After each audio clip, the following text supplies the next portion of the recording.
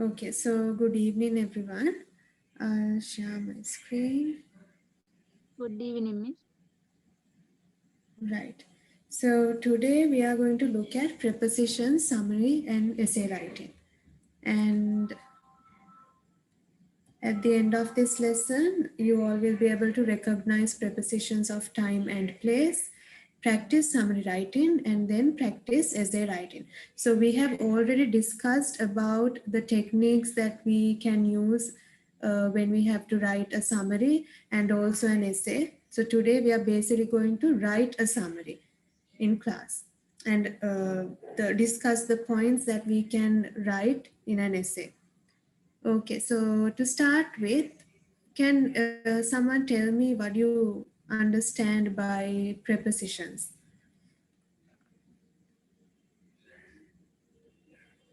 Yes.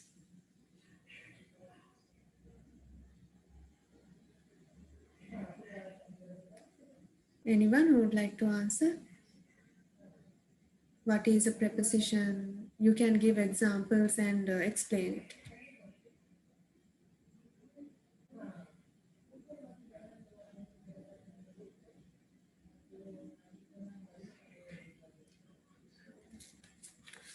Okay. So a preposition is basically it's a word and it shows the relationship between two things. Okay, as in, for example, here the plane flew above the cloud. So what is the preposition in that particular sentence? Above. Yes. Above. Yes, above. So this is the preposition in this sentence. The plane flew above the cloud. And this preposition above shows the relationship. I'm sorry, it should be relationship between the plane and the cloud. Right, so it's basically that we use a word to show the relationship between two particular things. Right. Can you These use are, before the preposition? yes, between. Before, after, between. Yes, before and after are also prepositions. We will discuss them as in we have prepositions of time, place, direction, location. So these things fall under those categories. Okay, Right? ma'am. Before and after are also prepositions and we consider them as prepositions of time. Right? So these are some of the common prepositions that we come across in reading, writing, and in the English language. These are the common prepositions that we come across. And to tell you all more about prepositions, some of them consist more than one word. For example, I would say along with. So this contains more than one word. Along with. So can you all tell me some prepositions like this? Those are actually prepositional phrases. Yes. Would you like to add to this? Into. Into is one word and it's a preposition. So I'm talking about the prepositional phrases. Okay. So another example would be in place of.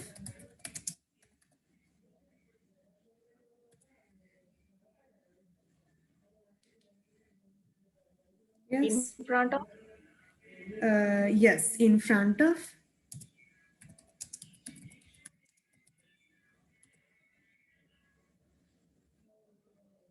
What else?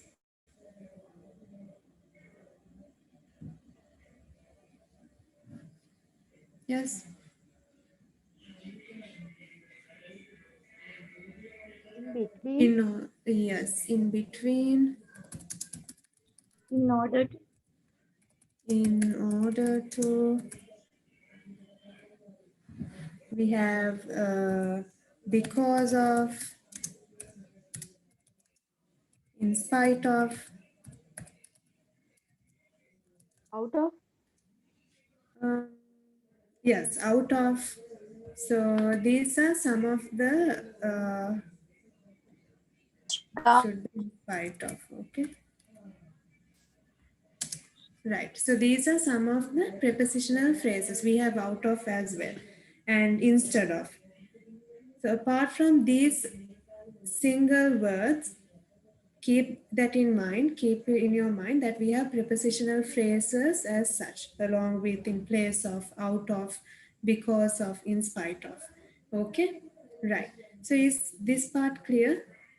Or there are any other questions?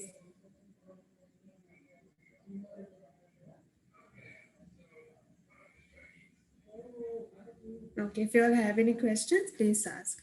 Now we'll look at prepositions of time. So the prepositions of time are actually those are the words that we use to indicate when things happen, as in what time or when things take place. For example, we can use by, after, for, before to indicate when things happen. When are those actions taking place? So we'll look at this graph. I'm sorry, the grid. Okay, so we have the first preposition on, and we use it with the days of the week. For example, on Monday. And then we have the preposition in. We can use this preposition, these particular prepositions with months, seasons, as in summer, in winter, and then we can use in with any time of day, as in the morning, in the afternoon, and then an year in 2016, it could be in 2019, likewise. We also use in after a certain period of time, as in when did it happen, in an hour. When is it going to happen? In another 2 minutes. Likewise. Is that part clear? So we are just looking at the prepositions, its usage, and the examples. And another preposition of time is at. For example, we use at. Now, I said before that we can use in to indicate any time of the day.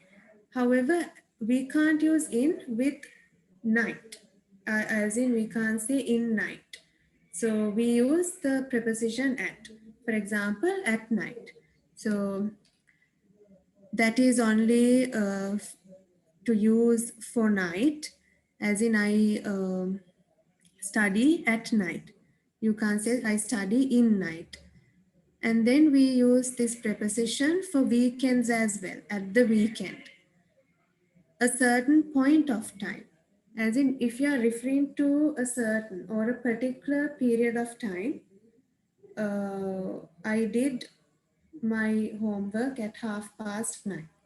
Likewise, so there in that example, you can say that you are referring to a certain point of time, as in when this particular action happened. Another preposition of time is since, that we use from a certain point of time, as in past till now, since 1980. Is that part clear? Is everything clear up to this point? Okay, madam. Okay. And then the other prepositions of times are for. That is to indicate that something has happened over a certain period of time, past till now, and it has some sort of connection to the present situation as well. For 2 years, I've been teaching for 2 years, and I still teach. Okay, so this action is has happened earlier and it's still happening. So there we use the preposition for. Then we have ago, a certain time in the past, that we have to use when we are talking about the past or something or a completed action. 2 years ago, he was abroad 2 years ago. So that is in the past. That particular situation is set in the past. Then we have the preposition of time before. It is to indicate earlier than a certain point of time. So there's a fixed time period and this action has happened earlier than the time period, as in before 2004. Then we have to, it is to tell the time 10 to 6, as in 5:50. So you can use this preposition when you're telling the time as well. Past also you can use to tell the time. Sorry. Then we have to, till, and until. This is to mark the beginning and end of a period of time from Monday to Friday.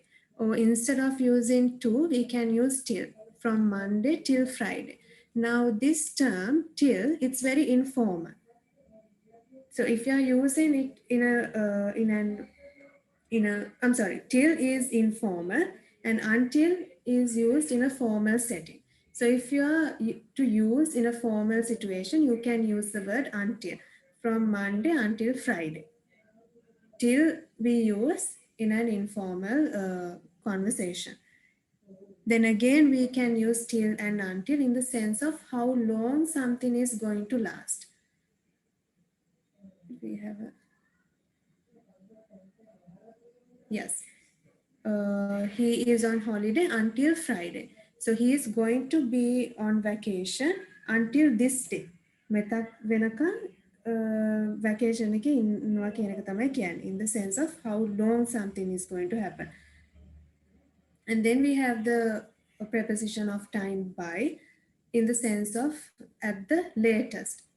As in, I will do this by this time. I'm going to finish this activity by 1 o'clock. So at that time, I will be able to do. So that you have the sense of at the latest. This is the time I'm going to finish this activity, or the action will be over by this time. Okay, so those are a few prepositions of time.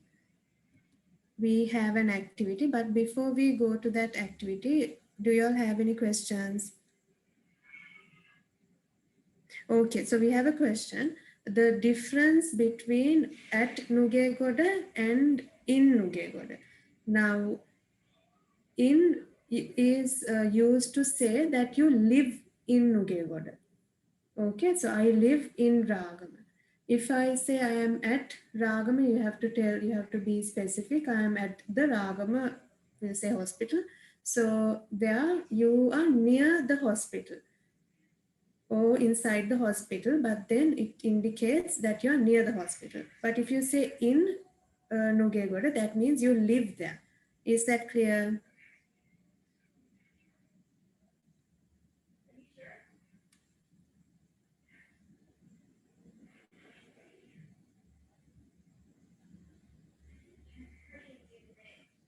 So you can say that at and in we can use as prepositions of places as well, right? So these things differ in the manner in which you use them in your sentences. Okay. Ma'am, Yes. Yes. can you tell me again to, till, until, and till, until difference? Okay. So to, till, and until, all these words can be used to mark or to suggest the beginning, the starting, and the end period of a time. පටන් ගන්න වෙලාව අවසන් වෙන වෙලාව. The beginning of the time period and the end. For example, I work from Monday to Friday. I will work from Monday till Friday. Okay, it has the same meaning, right? But then till and until, we can also use it to show that like how long something is going to last. කොච්චර කාලද පවතින්නේ කියන එක. He is on holiday until Friday. She is on vacation until next week. So until next week, she won't be reporting to work. Is Same. that clear? Okay, right. So that's the difference. Yeah, sure. So before we go to the activity, just go through the grid and tell me if you all have any questions. Just take 1 minute.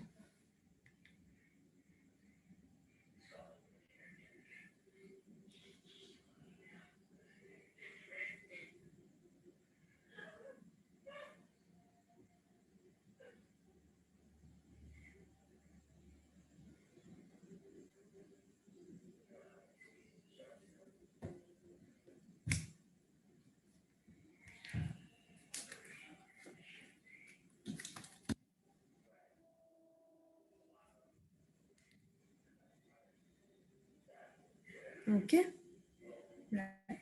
So we'll go to the activity. I will type while you're and you all can tell. So in this activity, what you have to do is you have to say write at, in, or on, or you have to keep it blank. As in some of the sentences, you don't need to put at, in, or on. You just keep it blank. Okay, right. So we'll start. Uh,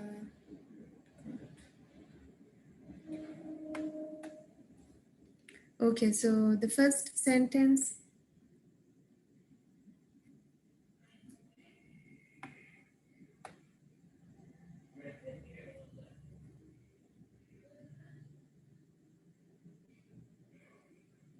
Yes. We often go on holiday in summer. Yes, in summer, like I explained, when you have to use with the seasons, we use the term in, the preposition in. Okay, good. Second one, On last week. Last. on. Someone said at as well. Any other answers?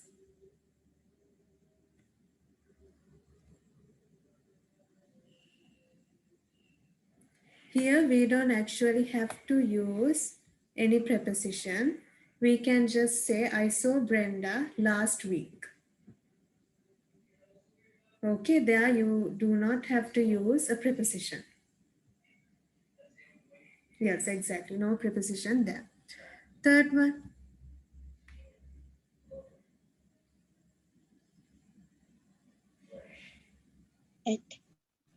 At the weekend.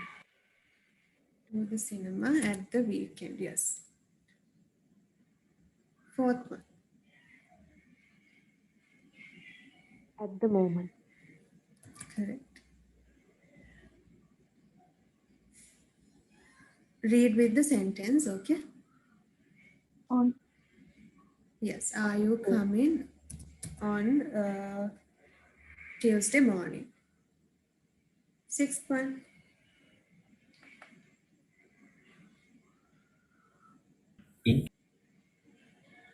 in. Any other answers?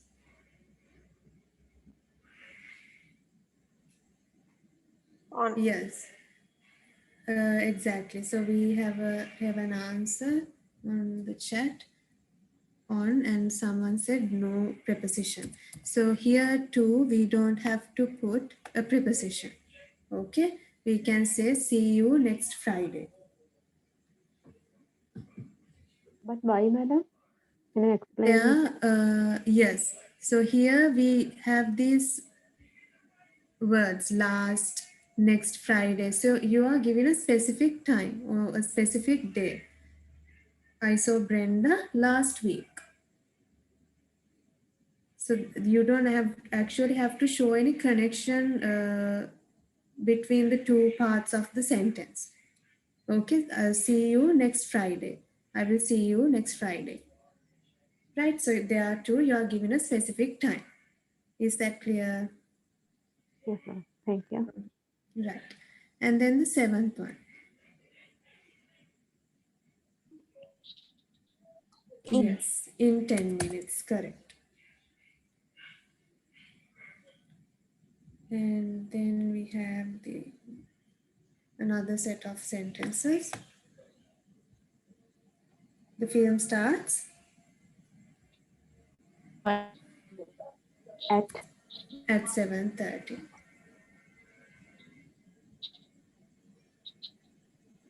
Ninth one, In. In. in 2002. 10th, In.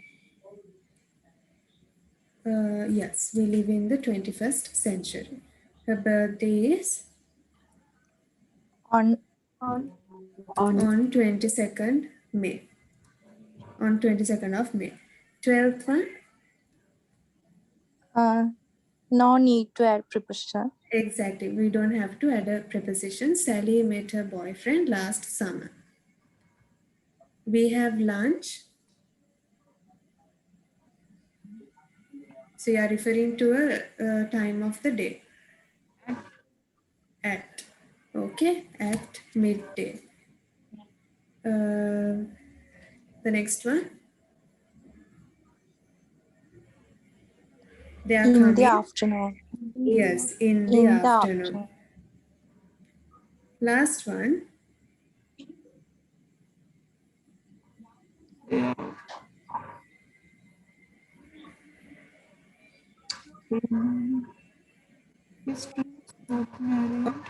Okay, on New Year's Eve. On New Year. His friends got married on New Year's Eve. Right? So now you all have a basic idea about how to use the prepositions of time.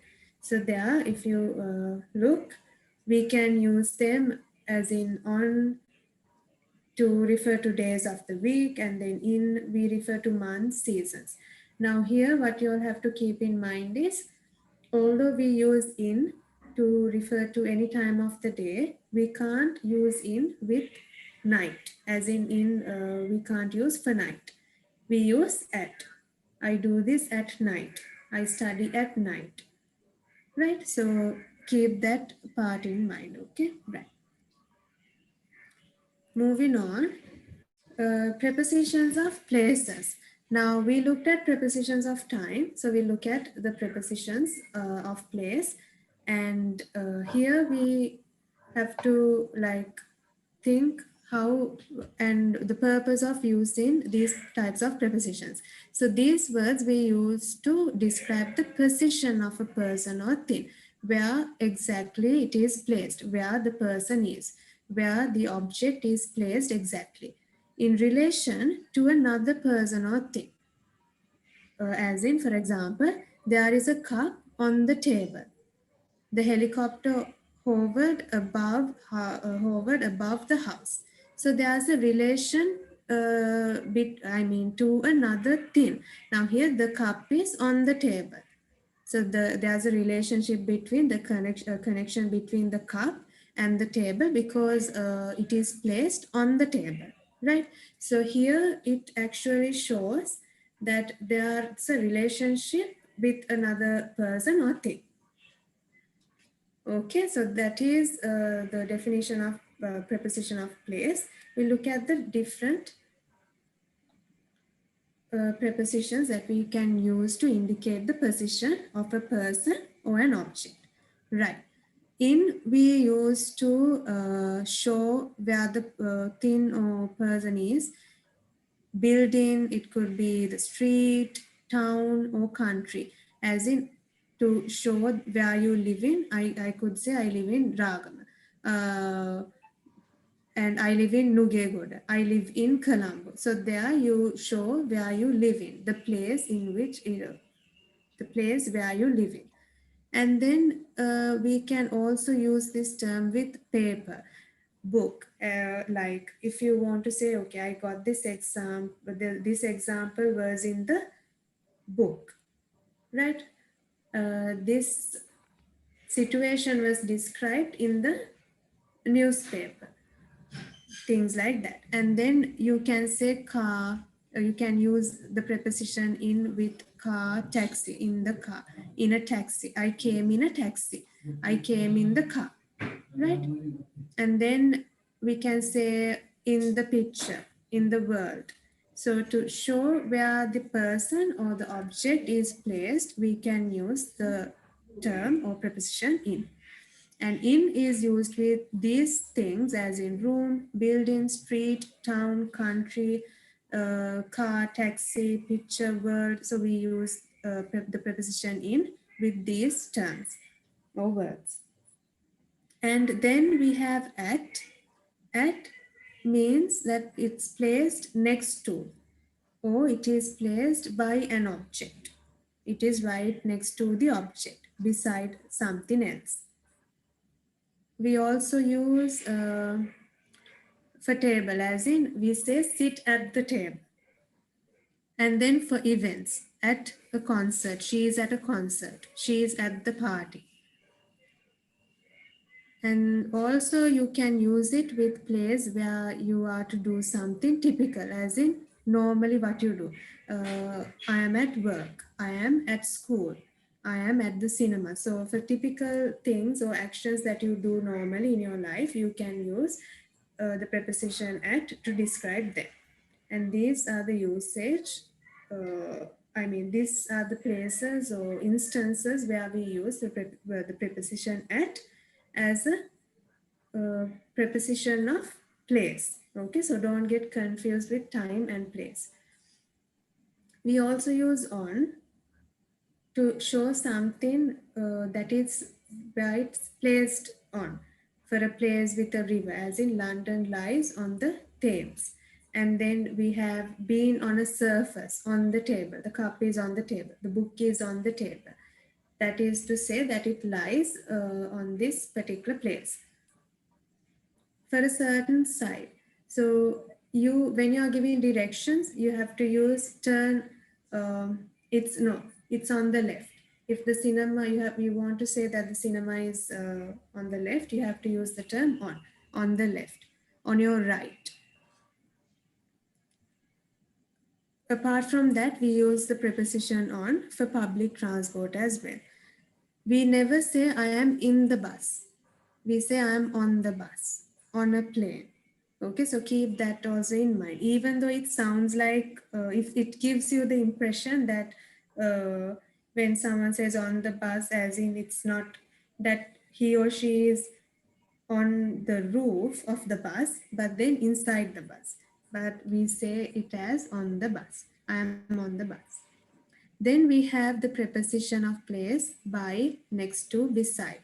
All these prepositions show that somebody or something is to your left or right. Jane is standing by the car. Okay, so she is either on your left, on the left or the right side of the car. Jane is next to the car. Jane is beside the car. Okay, so this indicates that the person or the object is placed or is standing on the left or right. Now here we have something to keep in mind. This is the preposition beside is the preposition beside, most of the time people misuse it with besides, with an S. I'll type it. So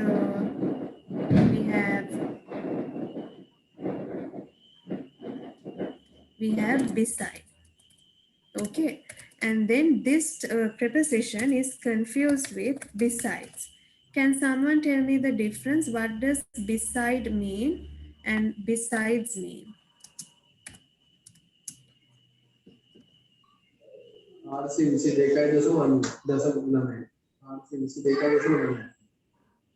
Yes, what does beside and besides mean? Now, beside I explained earlier, it means next to something. Okay, next to something.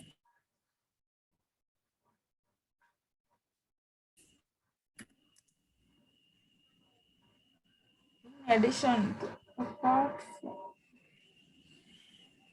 What does besides mean? Besides mean without someone.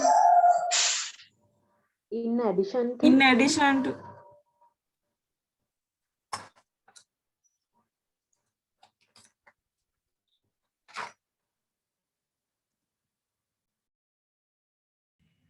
Besides mean instead of or in addition.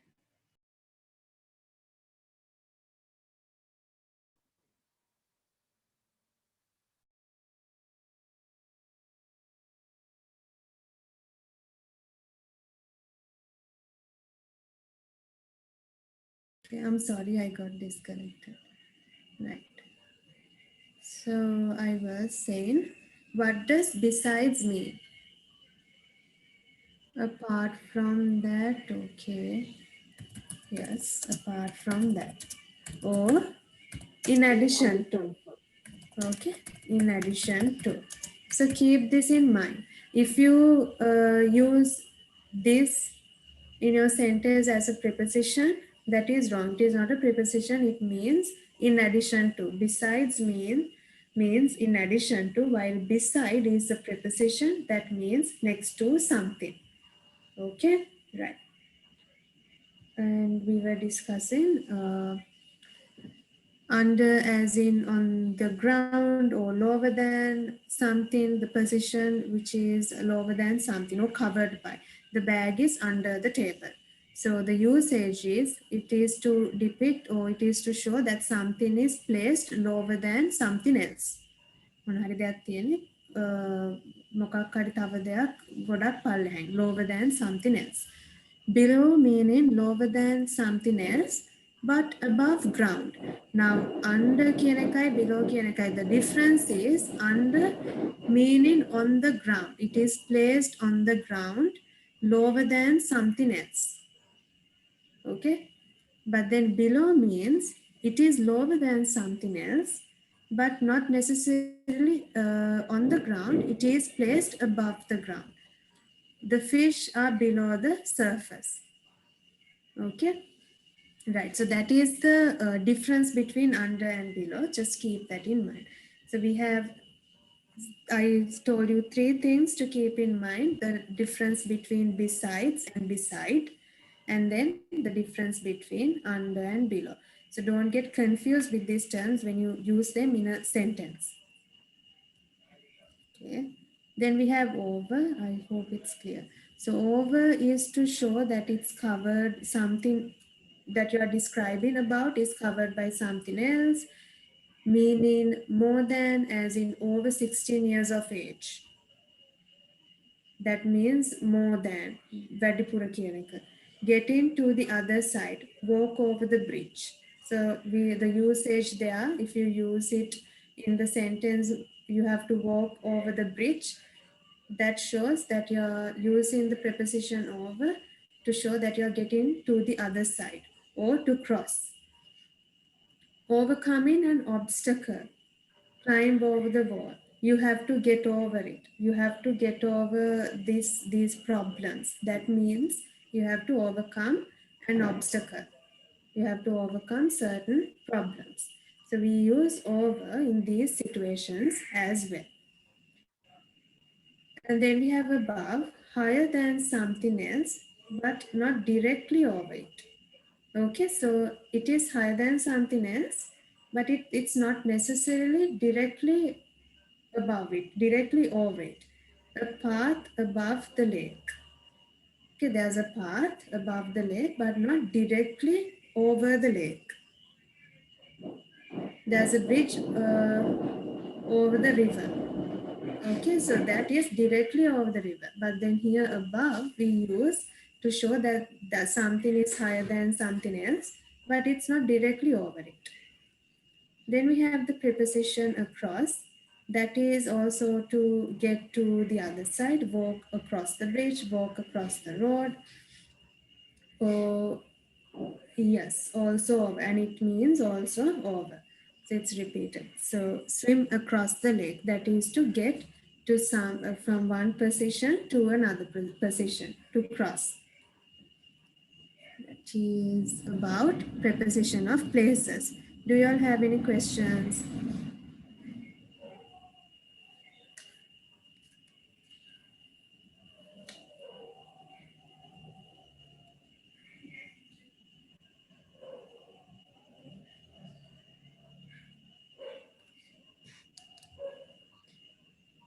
Okay. Right, so I'll go to now, just go through, take 1 minute and go through the preposition, its usage, and also look at the examples and see or think if you all have any problems.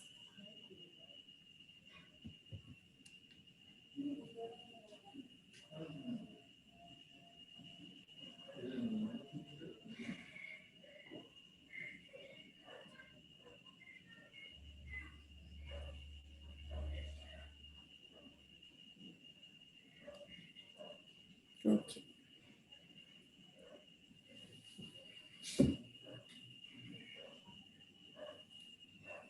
Hmm.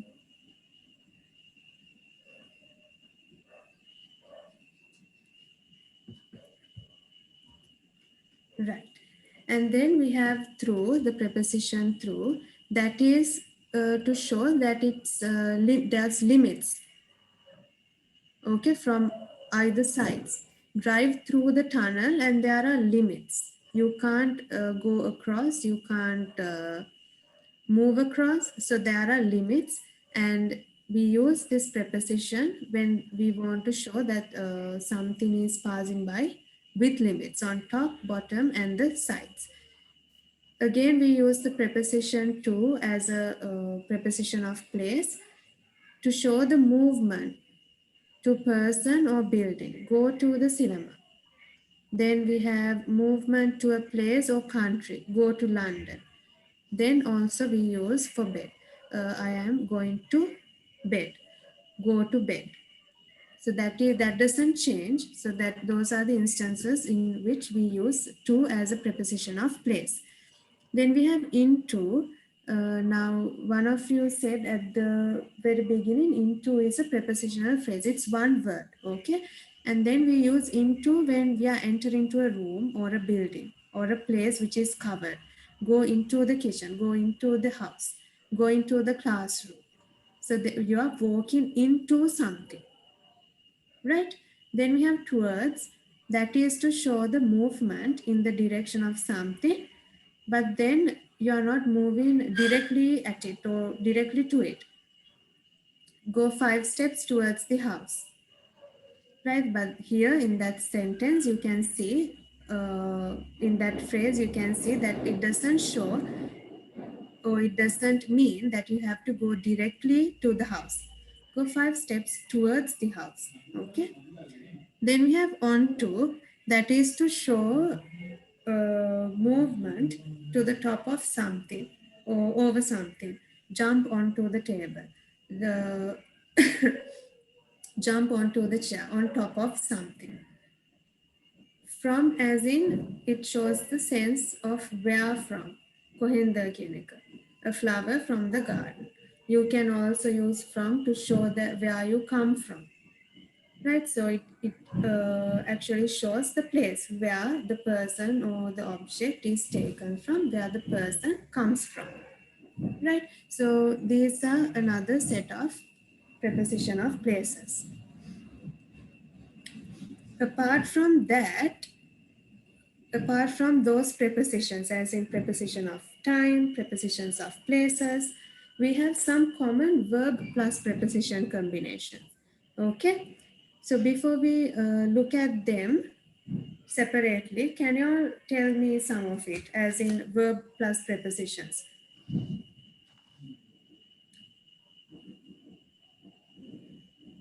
To give you all an example, about is a preposition and we can use it with the verb complain. Complain about. Likewise, can you all come up with some other prepositions?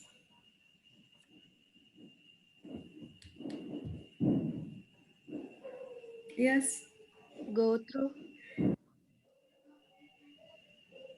go through, look after, talk about.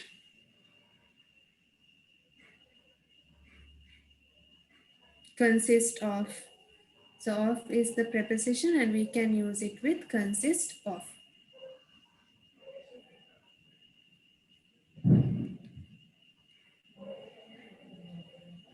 Come over.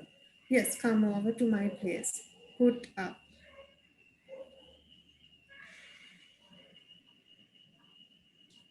And these things don't change. Okay, these are, I'm going to show you all some. Can we say go to the home? No, we never say go to the home, we say go home. Right, there you don't need to use the preposition, we say go home. Come across. Okay.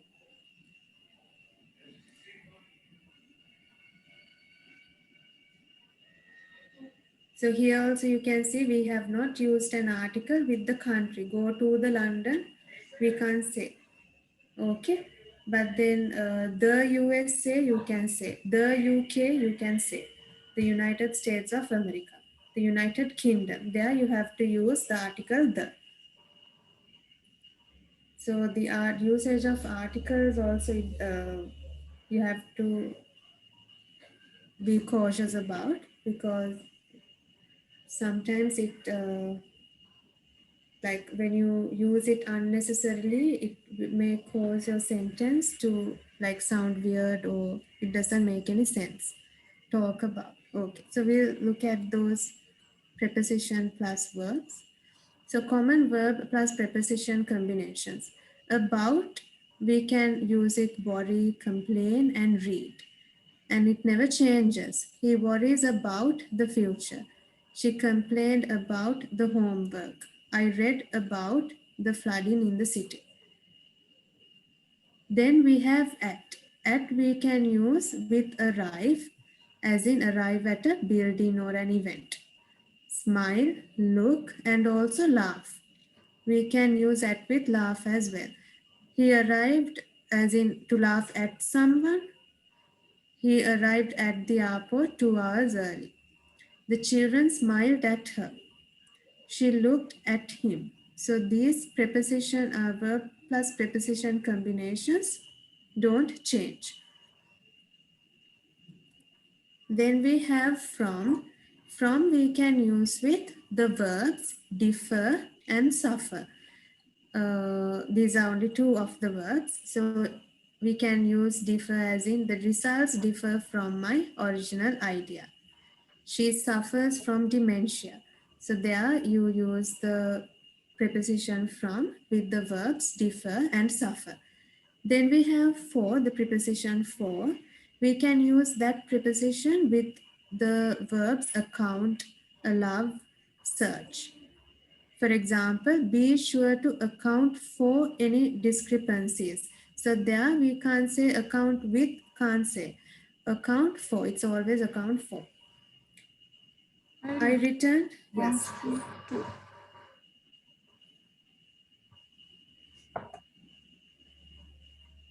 Okay, so I returned the transcripts to the interviews to allow 4 revisions to be made. So there allow 4. We can't say to allow 2 revisions to be made. It should be allow 4. They are searching for the missing dog. They are looking for the missing dog is also right. So we can, another verb that we can use it for is look. Look for something, search for something. Then we have the preposition in that we can use with the verbs occur, result, and succeed. Occur is as in to happen something. The same problem occurred in 3 out of 4 cases. As in the same problem happened. My recruitment strategies resulted in finding 10 participants. She will succeed in completing her degree. There too, we can't say she will succeed at completing her degree. That sounds odd. We have to use the preposition in. Then we have of, that is approve, that we can use with the verbs approve, consist, like you all said earlier, and then smell. I approve of the idea. The recipe consists of 3 basic ingredients. The basement smells of mildew. So there we use of with the 3 verbs approve, consist, and smell. Remember, these are not the only verb plus preposition combinations. There's more. I'm just giving you all some idea that we can use prepositions with such verbs. Okay, right. Then we have on, that we can use with the verbs concentrate, depend, insist. And once again, remember, these things don't change. They are fixed or exact. He is concentrating on his work. We can't say in his work. They depend on each other. I must insist on following this rule. Then we have the term, the preposition to, we can use with the verbs belong, contribute, lead, or refer. Refer as in refer to. Bears belong to the family of mammals. I hope to contribute to the previous research. My results will lead to future research on the topic. Please refer to my previous explanation. So I think we all have come across refer to something. So these are fixed, as in it's always concentrate on. We can't say concentrate in or concentrate for. It's concentrate on your work. Depend on this. Insist on following the rules. Insist on following the criteria. Things like that. Okay. Then finally we have with. The preposition with. We can use with disagree or agree, argue, deal. I disagree or I agree with you. She argued with him. They will deal with the situation.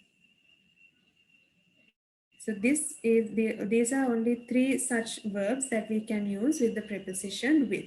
And you all can come up with certain other preposition plus verb combinations. Right. So before we move on to the activity, tell me if you all have any questions. So up to now, we have looked at what is a preposition and prepositions we use to show the connection between two things or people with something else.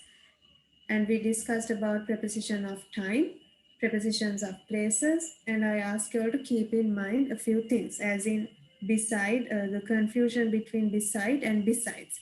Beside is a preposition which means next to. Besides we use to show, as in apart from that, in addition to. And then another thing that I want to say is between and among. What do you think is the difference between and among?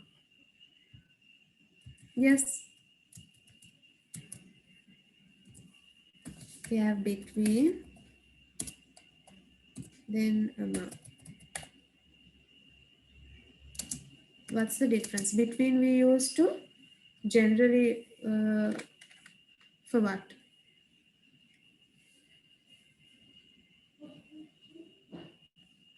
Is everyone following me?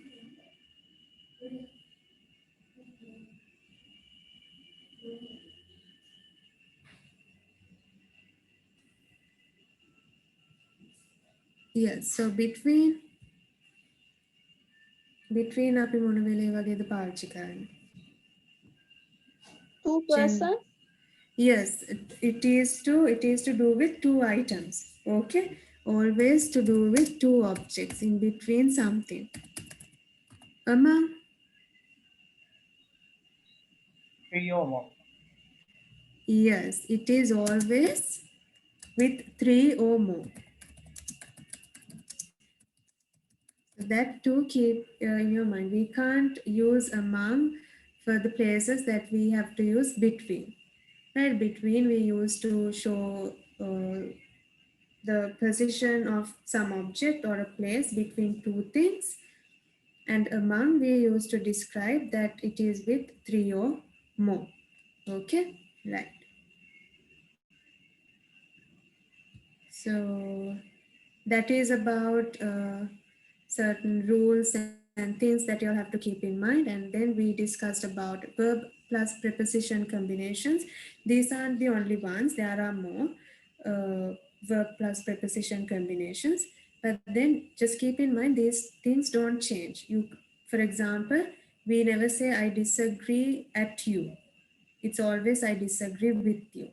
So when you keep these things in mind, it's easy for you all to construct sentences or any ideas that you all want to express.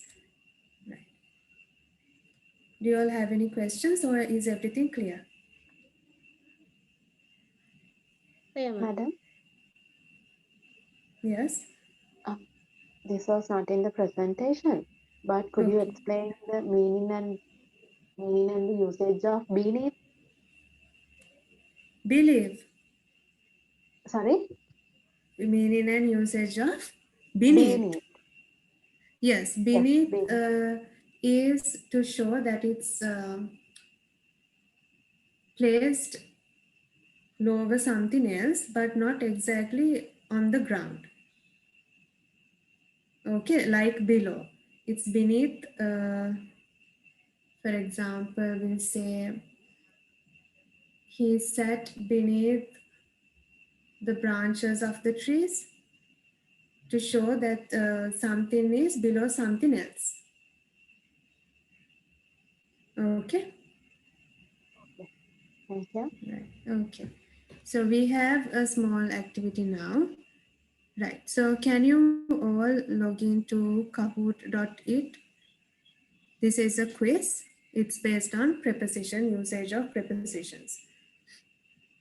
Yes.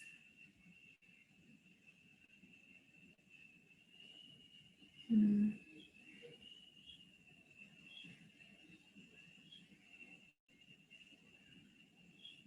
Yes. So did you all log in?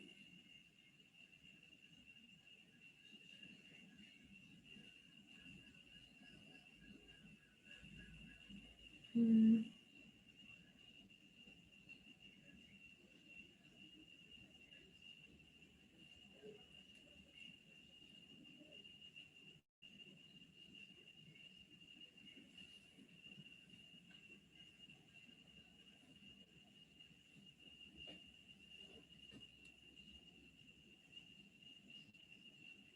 Okay, just give some time. The passcode is loading. Right. Hmm.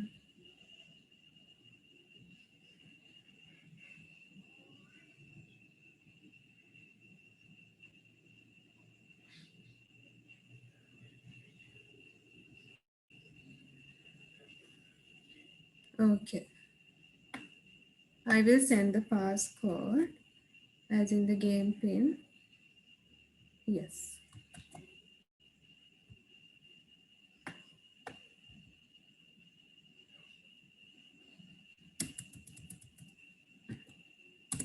This is the game pin. You all can enter this and log in.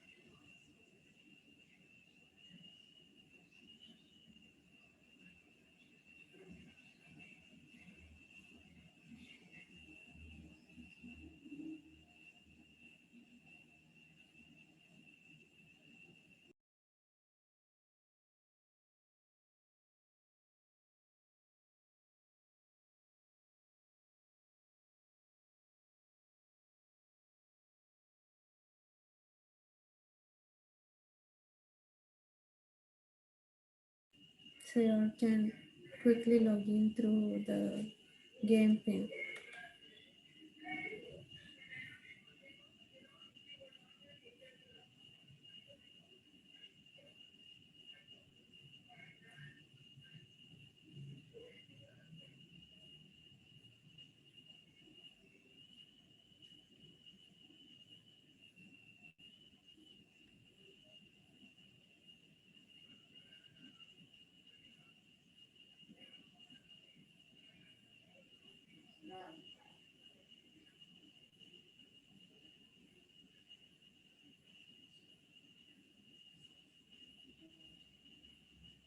Okay, I'm going to start it in 2 minutes, okay?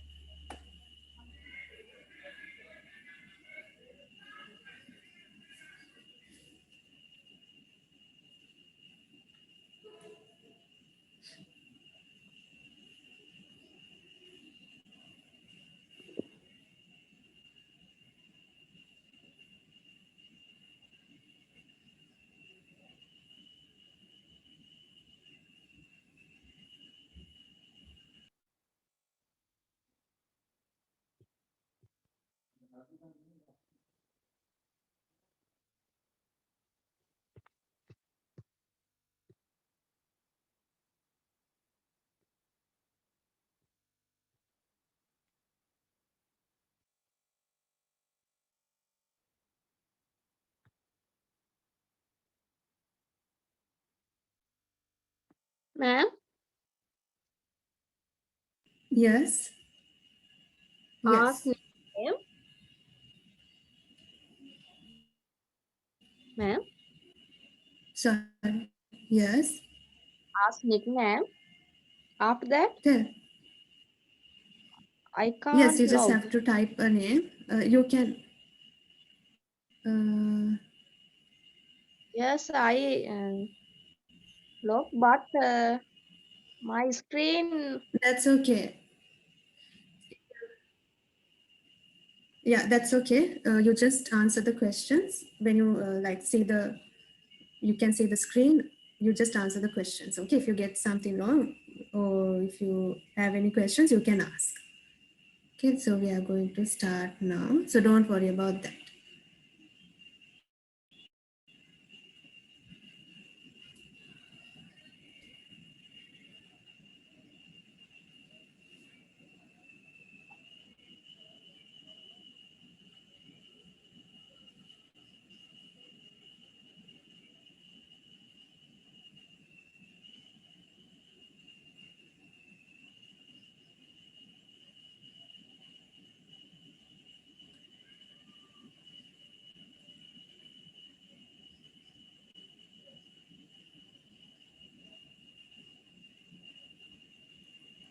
Answers in front of. Don't stand in front of the television. I can't see. So if this suggests the person can't see, so that means obviously you can't stand on the television, right? So it's either it has to be in front of the television. Okay. If behind is there, then you have two options. But then here in the second part, it says I can't see. Therefore, it should be in front of. It's not on.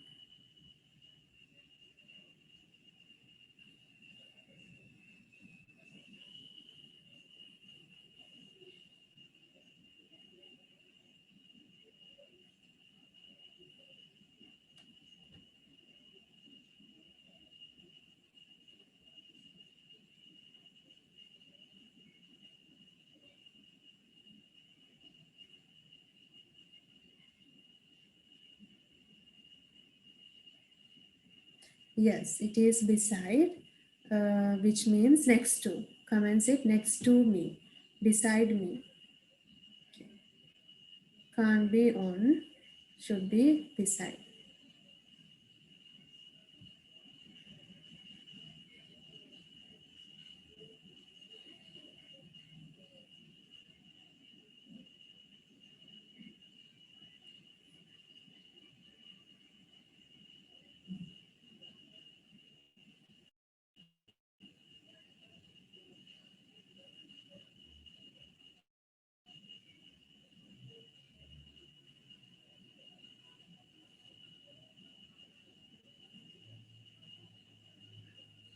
Yes, the answer is below.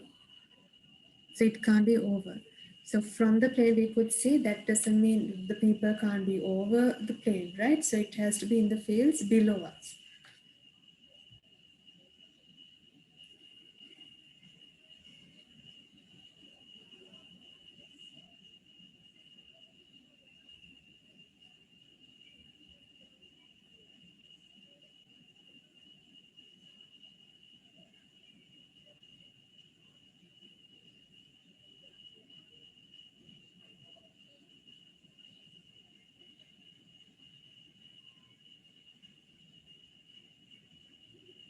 Yes, it's behind. You'll have to turn around to see it. It's behind you. Yeah.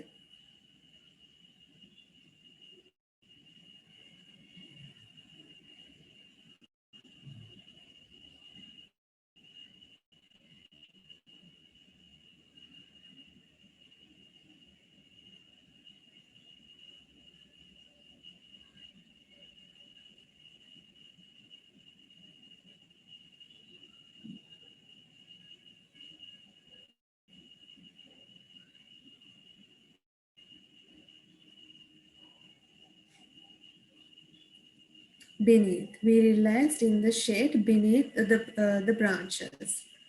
Right. We can't say through the branches because it doesn't show any limits or that in a position where you have to walk through something or go through something. You're just relaxing beneath the branches.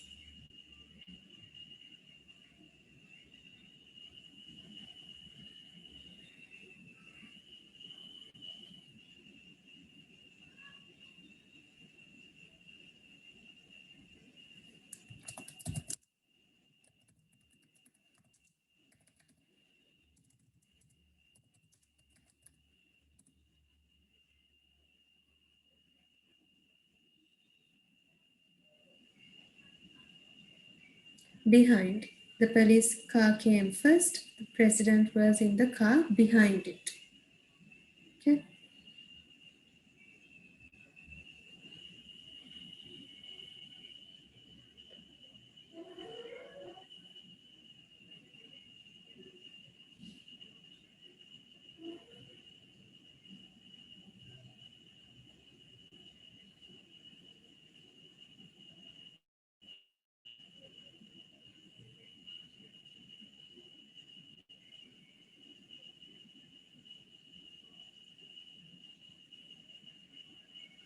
Yes, laugh at. Like I said, we can use the preposition at with the verb laugh. You didn't laugh at his joke.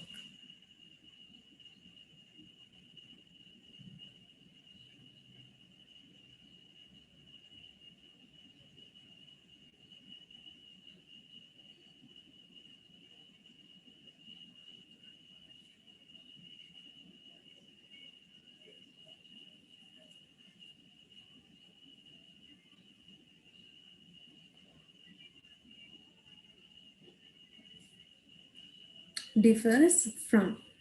Okay. His explanation differs from the teacher's explanation.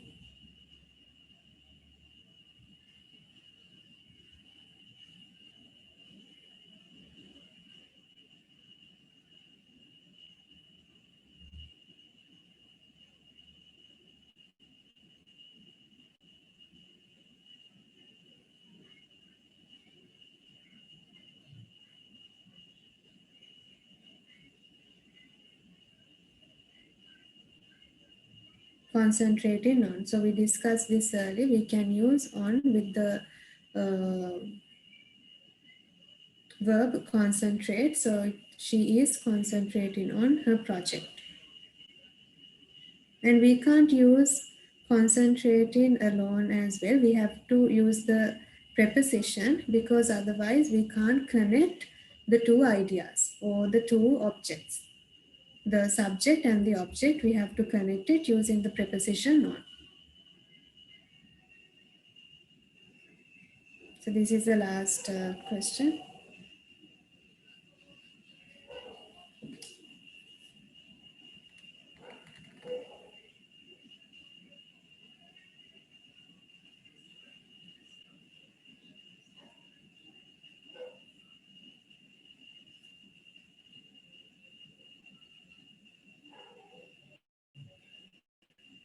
Refer to.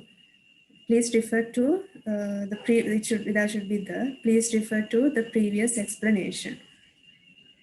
Okay, so now I hope you all have a good understanding about the prepositions and also the preposition of places and also the verb plus preposition combination, how to use them. So you all have to know about it. Right. So we'll get back to our lesson. We have another activity. After this activity, we will look at your answers, the paper. Okay, right. Complete using these prepositions about, for, of, on, to, and with. Okay. So you have to read the sentence with the answer.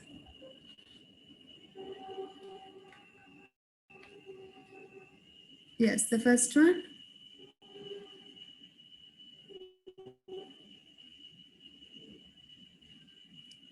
Correct. We have an answer on the chat about. Peter was extremely happy about his new computer. Second,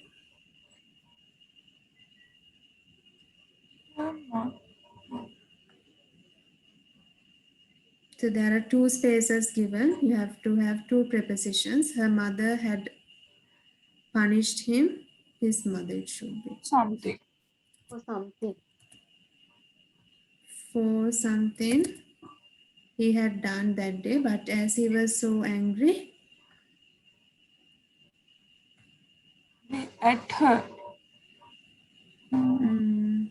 angry with her. On Her. Okay, angry with her. So with we use with the word angry, angry with. As soon as John joined the firm, he became anxious. To be anxious. On. Not exactly. with promotion. No. To be, it is About. to be anxious about. Okay. The term is, the preposition is about. Fourth one. Her parents insisted. Of. Yes. Of. Her parents insisted not of. For. On. Okay. Her parents insisted On. on having us to tea.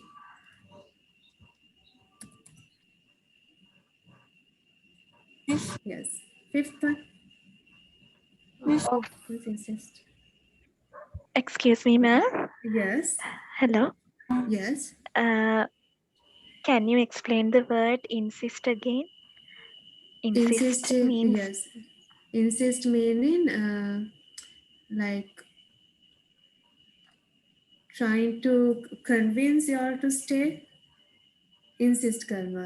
බල කරලා කියනවා කියන්නේ. You are insisting someone to do this. Okay? You forcibly thank say you, something. madam. Okay. Right. The fifth one Reminds me of. reminds me of my last holidays in Barbados. Barbados. Okay. Sixth one.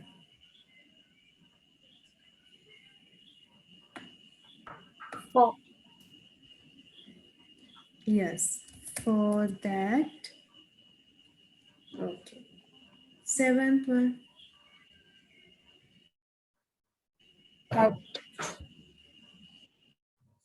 No. About.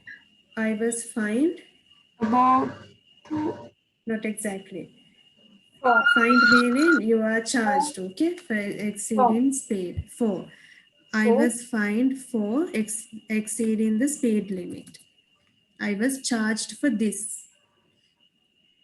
I said I was charged. Okay, I said the answer. So what is the answer? On. No. For. I was charged for exceeding the speed limit. Next one. According. On.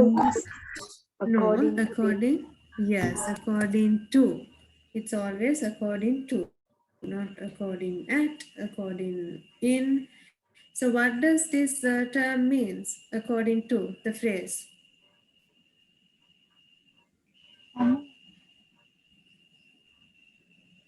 Like you are referring to something else and you pick from that and you explain it.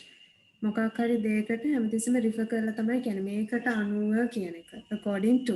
But then you can't say according to me. You never use that. We say in my opinion. Right? So don't you never use according to me. It's in my opinion. But according to someone else, according to the paper, according to this book, according to this recipe, something which is written, right? We never say according to me. Keep that also in mind. Ninth one. She is so About. anxious. Yes, anxious about. I had never seen. And actually anxious, yes, anxious about we can use. I had never dreamed About. of winning the lottery. Okay, right. So that is the activities that I have today based on the prepositions. Now let's look at your answers that you have given written for the paper. Right. Before that, I want to say this paper, it's a model paper, and we included 2 sections from based on prepositions, 2 questions based on prepositions, because today's lesson was focused on prepositions. But then at the exam, expect different questions like you have to select the correct form of the verb, correct form of words as in the noun phrase, and also the incorrect words, and you have to correct it likewise. So, but in this paper, we have included 2 questions from prepositions because to explicitly look at the usage of prepositions. Just keep that also in mind. Okay. We look at the answers. I hope you all have written the answers. Have you all? Right. Okay, so the first one, look at the answers that you all have written as well. The 10th one, I had never dreamed. Yes, we can use about as well. I had never dreamed or dreamt about winning the lotto. Yes. Okay, so are these the answers? Let's look at the first sentence. Yes.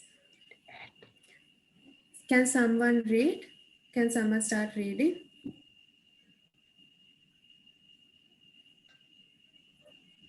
Michael Phelps made sports history by winning 28 medals, 23 of them gold medals, at the 2008 Olympics in Beijing, China, at the 2012 Olympics in London, and at the 2016 Olympics in Rio de Janeiro. Born Yes, on so stop there, okay? So at the 2008 Olympics, that is an event, right? So that's why we have to use the preposition at. Did you all get this correct? මේක හැමෝගෙම හරිද? Confused හරි මොනවාරි වැරදිච්ච කවුරු ඉන්නවද?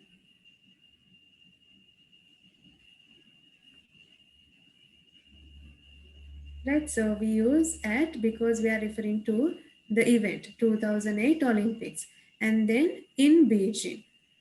There you refer to the place, and don't use the article the.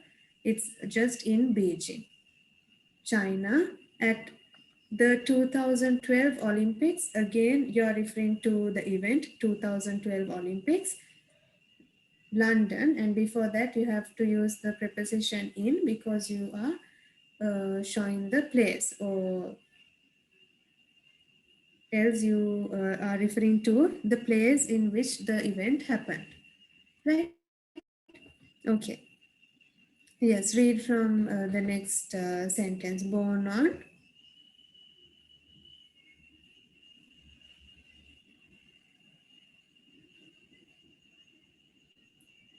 Born on June 30th, 1985, Phelps was just 15 years old when he qualified for the Sydney, Australia Olympics in 2000. Yes. Now, once again, born on June 30th, so that you refer to the time period or the date, year and the date. And then in the latter part, we can see in 2000. That again, preposition of time, you are referring to the year in which this event happened. Okay, right.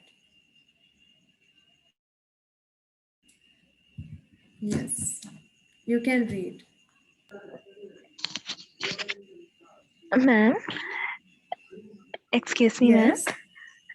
ma'am. Yes. At කියන එක නෙමෙයි දෙන්නේ 2000 කියන එකටද? ඉස්සරහ ඔව් නැහැ. දැන් මෙතනදී දැන් අපි මේ sentence එක ගත්තොත් born on දැන් මේ පුද්ගලයා ගැනනේ කියන්නේ.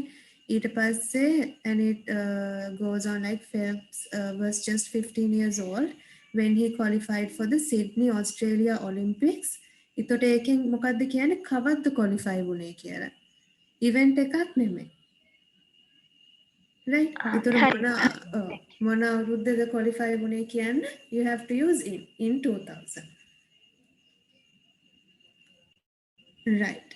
And are there any questions? Right. So look at these answers and tell me which areas you all have questions with, as in the answers that you all have got wrong. So we can look into those parts.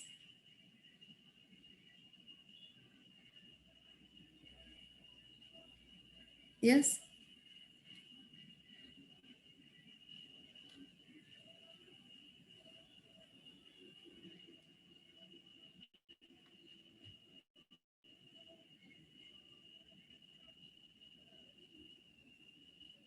Okay, so read from the next part.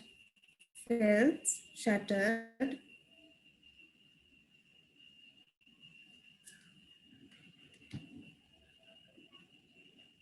Yes, read.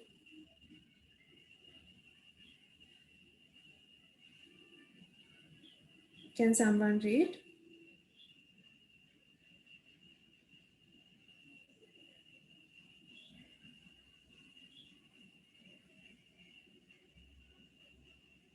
Yes, can someone read?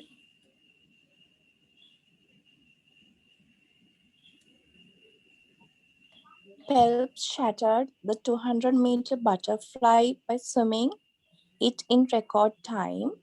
He swam it in 1:54.58 seconds. He went on to break many more records at the 2004 Athens Olympics. Yes. In August, Yeah. Read the rest of the passage as well. In August 2008, he arrived at the Beijing Olympic Games determined to break former Olympic swimmer Mark Spitz' 6 gold medal record. He qualified to compete in 3 team and 5 individual events. He swam 17 races in 9 days and 1 gold medal in all 8 events. Okay. So here also you can see that the next part, the preposition in is used to refer to the time. And also again, we have at the 2004 Athens Olympics. That again is referring to the event or the event, okay, at the 2004 Athens Olympics. And again, we have in August 2008, that shows the year. So this is very easy if you all keep this in mind. So with years, you have to use in. For example, when you say, I have the exam, is it in next year or on next year?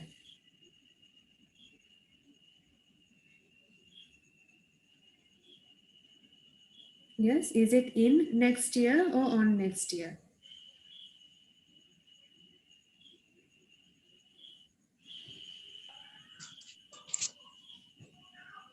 Prepositions නැද්ද madam? Tiana preposition, just no. I have the exam. Yeah, if you are using the preposition, is it in next year or on next year?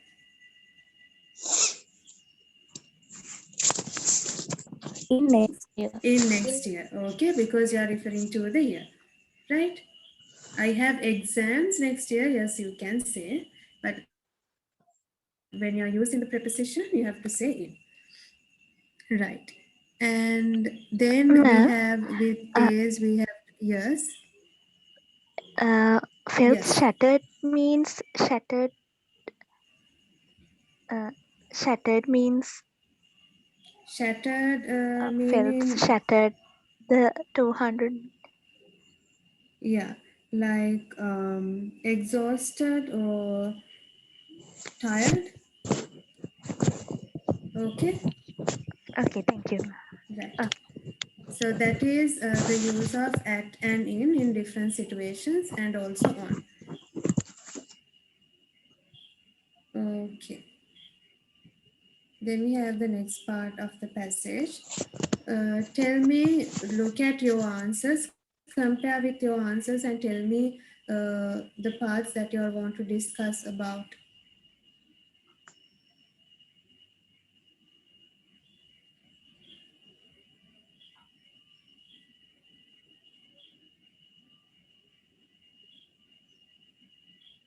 Now here it says on August because the date is given. Okay, so then you have to say on August 16, right? So is that clear? So when the specific date is given, you have to use on August 16. And in which event? Then you use in the men's 100-meter butterfly event. And then again, yeah. එතකොට specific event එකකදී ඇට් නෙමෙයිද madam? දැන් මෙතනදී එයා මොකෙන්ද කියන එකනේ කියන්නේ. So won his 7th gold medal of the games in the men's 100-meter butterfly event. එතනදී event කියලා අදහස් කරන්නේ the competition as in there are several events and one of them is, this is one of the events that he participated in. Okay, so it is not actually he was at, but he participated in the event. එයා ඒකට සහභාගී වුණා. එතකොට අපි in කියන එක පාවිච්චි කරන්න ඕනේ. තේරුණාද? To show that he participated in the event. Yeah, madam. Thank you. Okay, right. And then we have the time. Again, we have to use in. And he stood on the podium. There, we have to use on because it shows the position in which he was standing.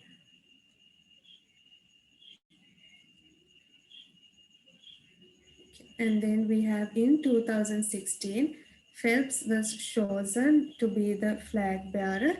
Again, it's referred to the year, so we have to use the preposition in.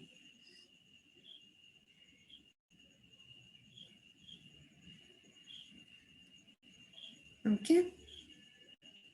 So that is the use of the prepositions in this passage. We come across with the use of the preposition in, on, and at.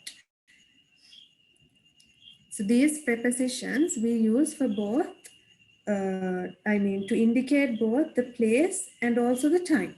So we just have to figure out which sentences that we want to show or to talk about or to express the idea that you have to refer to the time or a place. Okay. Moving to the next question. Right, the first one, what is the answer that you all got? We are very excited.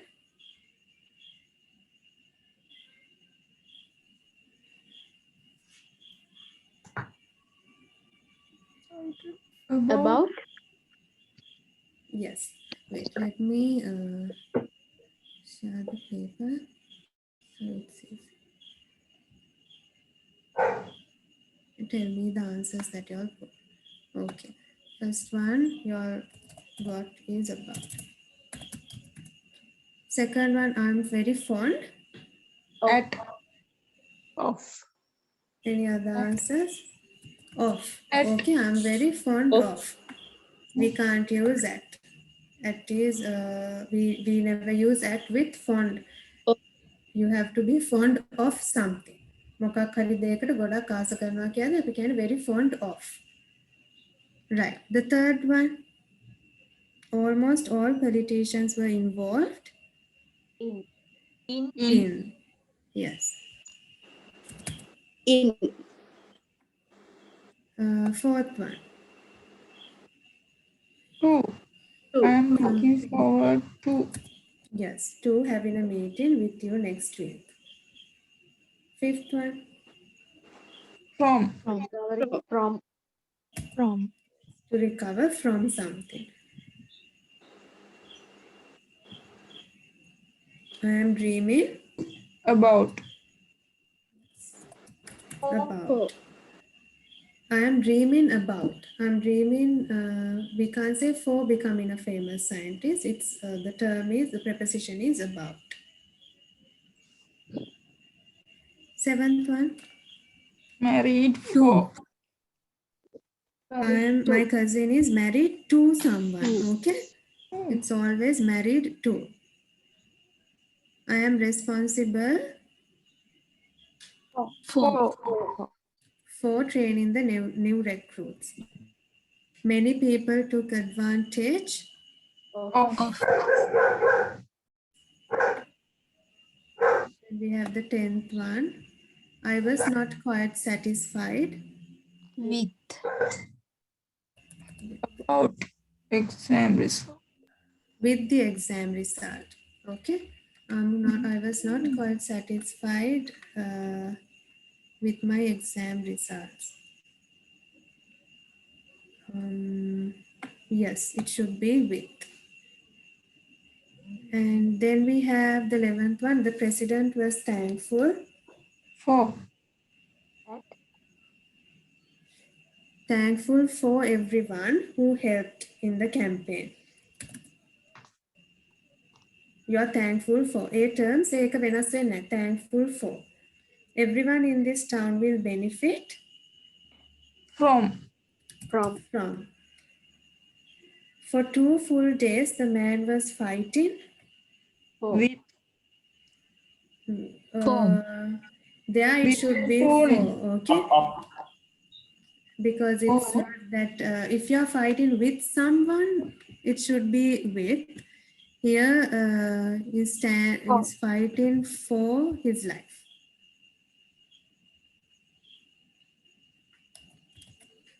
My dad shouted at me. She insisted On healthy. on helping me with the dishes. Almost all car companies care About. Care for the environment. About. Neither. About. care about. Okay. She is careful of. This is care about. Care about someone. Okay. Or care about the environment. Here, actually, the environment. Wearing a seatbelt can protect you From. Yes. 10 people were killed when a bus collided. Into. Yes, into a car. The customers came to the shop to complain About. about. Our atmosphere consists.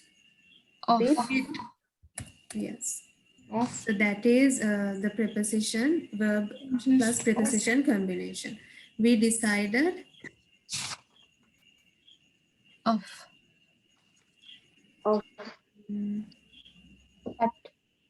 We decided against buying the new car. Okay. You're not for buying the new car, you're against at it. Many children depend on. He graduated From. the advertising campaign resulted. For.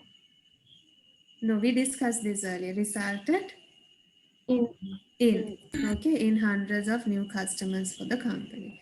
As a scientist, I specialize In. Okay.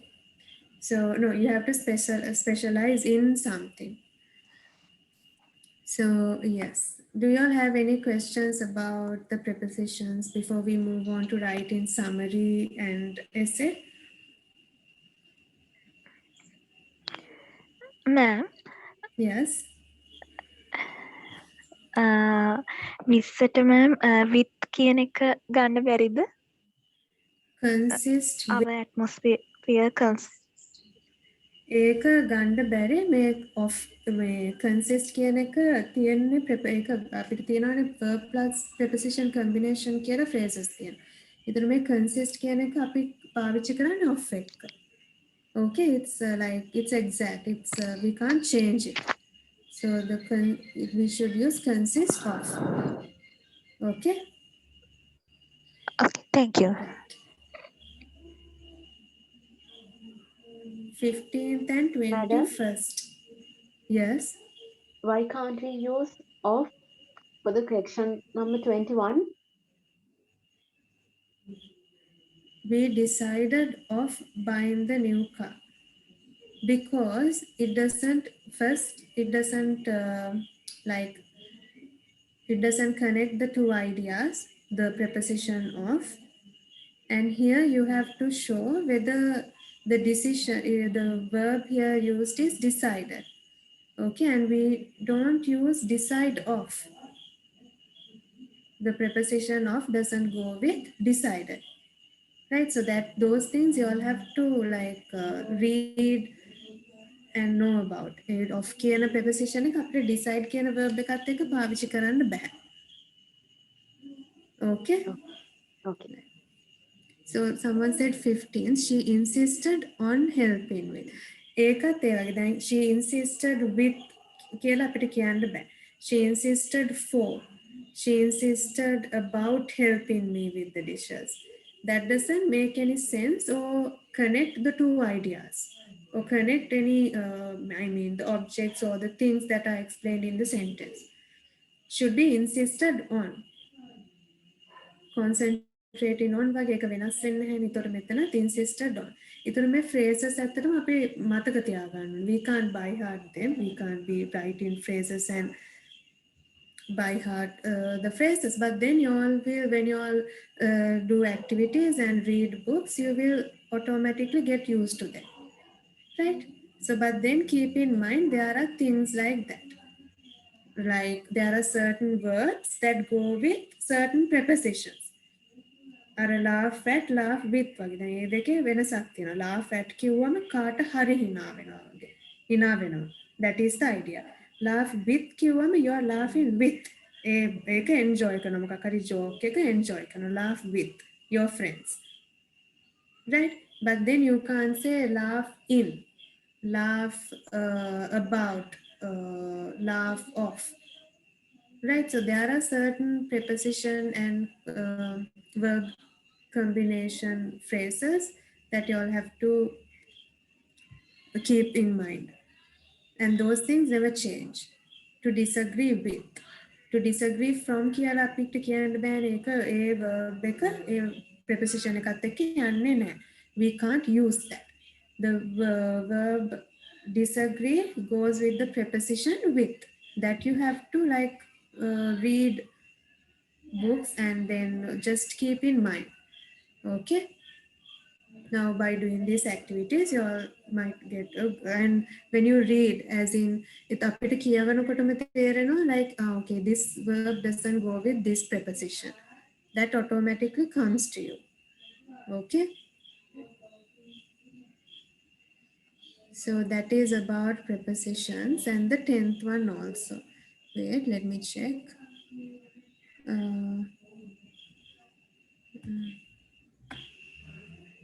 I was not quite satisfied about the exam results. එතනදී about කියන එකත් it's not quite satisfied. No, that again we use the term verb satisfy with. The exam results, as in it is something that you gain. Okay, but not that you're looking forward to have. So that there you have to use with. I'm not satisfied with my results. මගේ results එක්ක මම satisfied වෙන්නේ. Okay, right. So I hope you all have a clear idea about prepositions and its usage. Certain prepositions we use, the same prepositions, different usages. We get same prepositions for different usages, like at, on, in, ඒ වගේ prepositions අපිට වෙනස් විදිහකට පාවිච්චි කරන්න පුළුවන්. Okay, we will look at the reading comprehension, but then we'll look at the summary writing and essay writing part. I'm not going to talk about the techniques today. I will look at your ideas and how you all write a summary. Okay, just to like give you a small idea about summary writing, and also I will show you a format in which you can use to write your summary. Okay, the first thing is, like I said earlier in one of our classes, I said you have to go through the passage and you have to look for the general idea. And then you have to prepare the draft or a basic structure and note down the main points and the keywords. A passage එකේ දීලා තියෙන passage එකේ general idea එක, ඒ කියන්නේ පොදු අදහස ඒක, you have to understand or identify the general idea and then prepare the draft of your summary. Note down the main points and the keywords. Okay. And then you have to exclude all the illustrations, elaborations, or the figurative comparisons. The examples, there must be now, just to explain about one theory, there will be a lot of illustrations, elaborations given by examples, and some comparisons, comparing things. You don't have to include those things in your summary. You don't have to include the examples in your summary. ඒවා අයින් කරන්න පුළුවන්. Then you have to prepare the first draft by joining the underlined words. So you can do this within a few, 5 minutes. You take 5 minutes to read the passage and create the draft. And then another 3 minutes maybe to take notes of your passage. And then take 10 minutes, or now you have the draft. Now you have the draft of a summary and it's easy to write. You just have to put those points or the key phrases that you have come across into sentences. ඔයාට තියෙන key phrases එහෙම නැත්නම් key points එක sentences වලට දාන්න විතරයි තියෙන්නේ. Right? So it's very easy.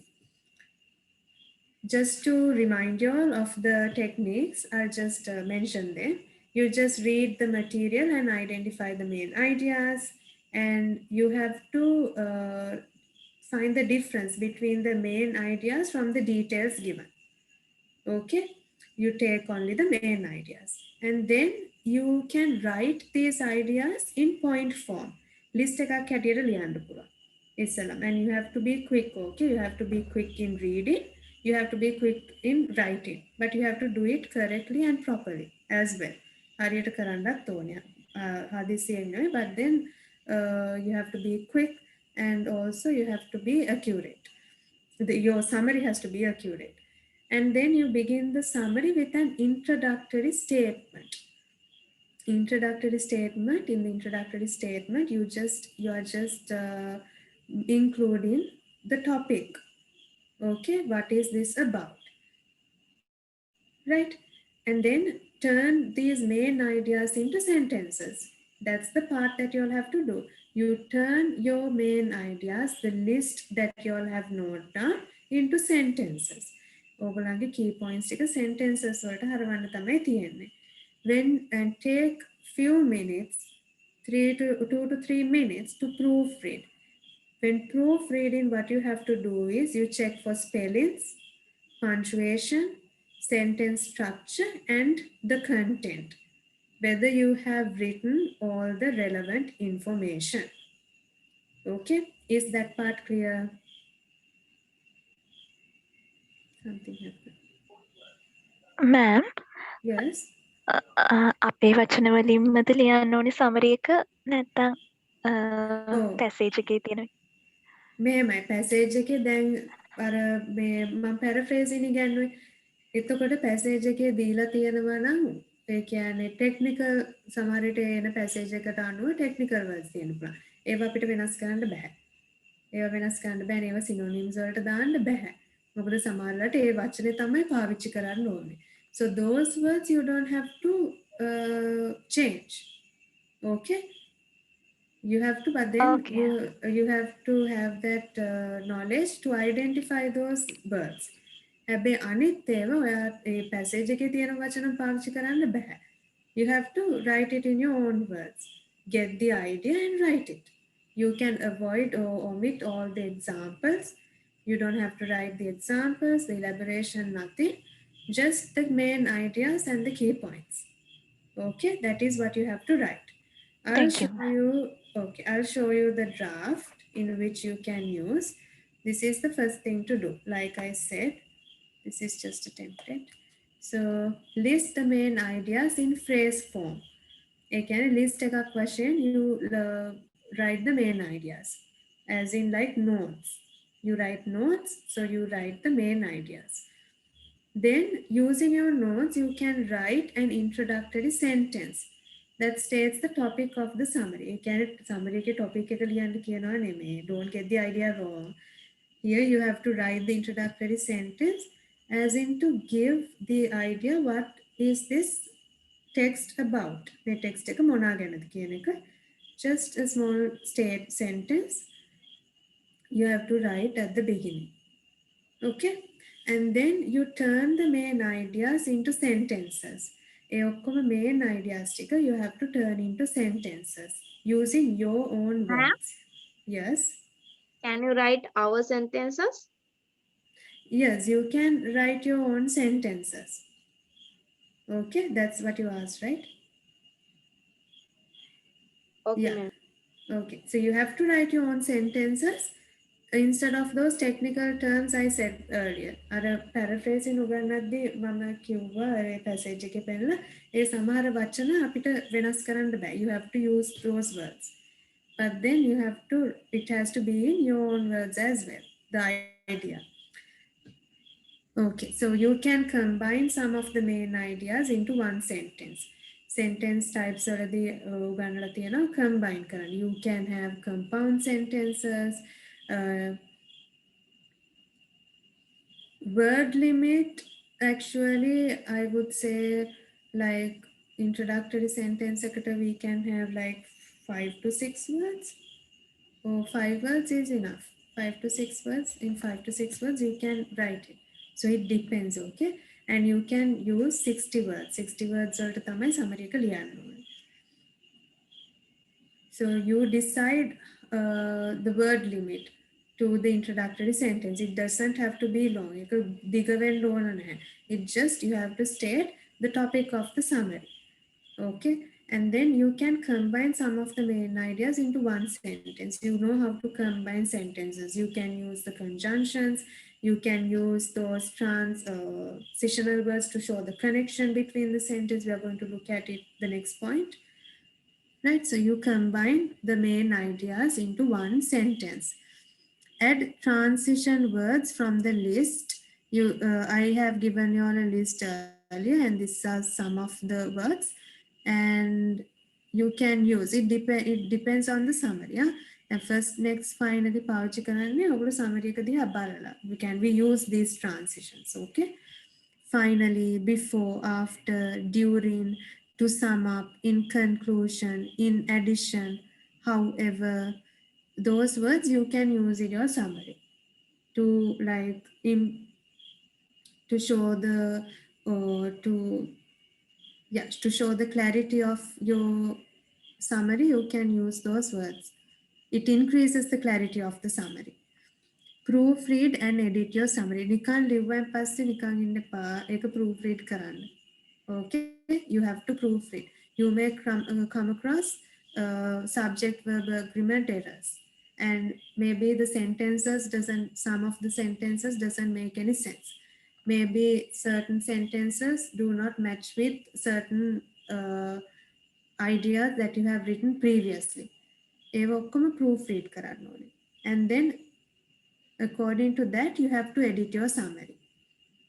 Okay, so this is the template that you can use to write the summary. Just go through it, then let me know if you have any questions. Afterwards, we will look at the summary, the question in the question paper, and we will write in class. Yes, do you all have any questions, or is everything clear?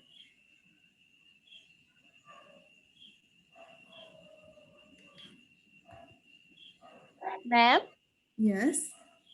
we want to write main word. Mhm. but we can write our opinion. Is the Your exam? opinion, no. You never write your opinion. Okay. You just write what is there in the text in your own words. Okay, ma'am. Don't write your opinion in the summary. Okay. Okay. So no opinion, just the main ideas that is given in the text. ඔගොල්ලෝ agree වුණත් නැතත් ඒකේ තියෙන එක තමයි ලියන්නේ. In your own words. Don't give your opinion in the summary. Good that you raised that question. Any other questions or things to clarify?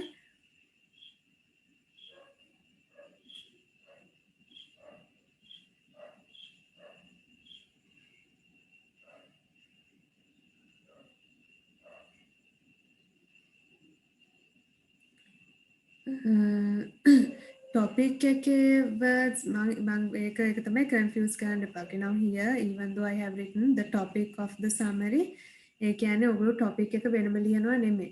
Introductory sentence එකේ ඔගොල්ලෝ explain කරනවා මේක තමයි මේ text එක ගැන තියෙන just a small sentence. That should be your introductory sentence. Okay? Not as in a topic as in introduction කියලා මෙම topic එක about books එහෙම නෙමෙයි. ඒ වගේ topic එකක් නෙමෙයි. An introductory statement. අපි introduction එකක් දෙනකොට මේ දැයිසේ එකක් කියන්න පටන් ගත්තේ අපි ඉක්මනට පටන් ගන්න නෑනේ. You give some introduction. You have this introductory statement. ඒ වගේ summary එකට you write a small introductory sentence which states which gives a small idea about the text. එතකොට reader කියවපු ගමන් දැනගන්නවා මේක තමයි මේ text එකේ ලියලා තියෙන්නේ. Okay, is that clear? And the word count is 60. And you are given cages, so you have to write each word in one cage. Okay, so we'll go to the paper now. I will share the paper and we will look at your points and ideas. Right. This is the summary. This is the summary. Hi. Then what I want you all to do is you have to read the first take 2-3 minutes, read the first paragraph and then tell me the main idea of that paragraph. Is that clear? It's a small paragraph. You tell me the main idea and I will put a comment. Yes. Is the question clear? You read the passage, that small passage from one of the many to look into, and then tell me the main idea.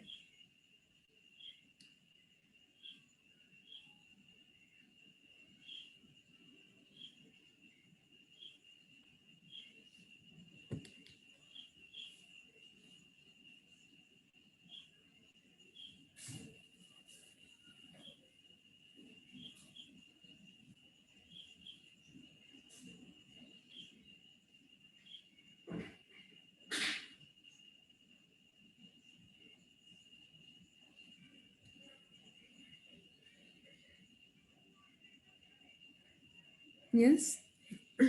Is the question clear? Malaysia has lots to offer the world. Aunt? Yes. So tell it to me in your own words. Okay. We have tourist. Okay. The first point is tourist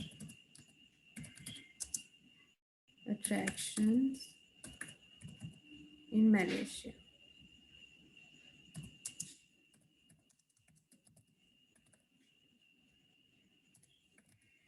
Okay. Any other points? Malaysia.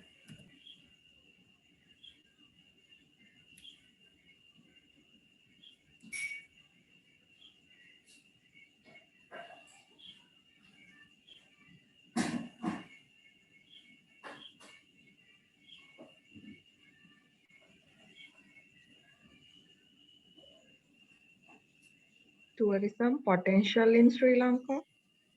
This is in Malaysia. Okay.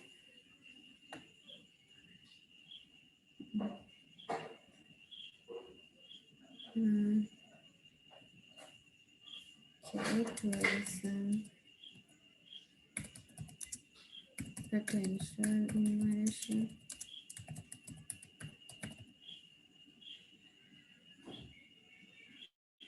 Not Malaysia, ma'am, in Sri Lanka.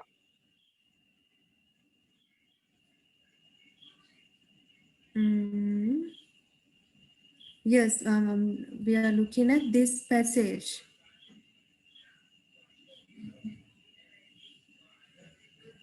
Okay, and this passage is about Malaysia. Right? Did you get it? Yes, ma'am, yes. Okay, right. We have answers. Malaysia have the ability to expand the industry. Tourism infrastructure in Malaysia. Tourism infrastructure in Malaysia. Okay. Now here in this sentence, Should we emphasize Malaysia here? yes, you can. Not No, I exactly. mean, ma'am, in we emphasize Malaysia, it is just an example. Exactly. You don't have to. Yes, you don't have to emphasize Malaysia. It's just an example. Yes, you have to write in general. So Yes.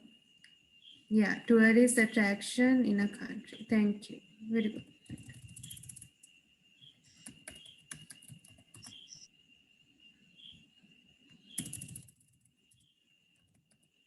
Okay, so can you tell me the first sentence that you're going to include?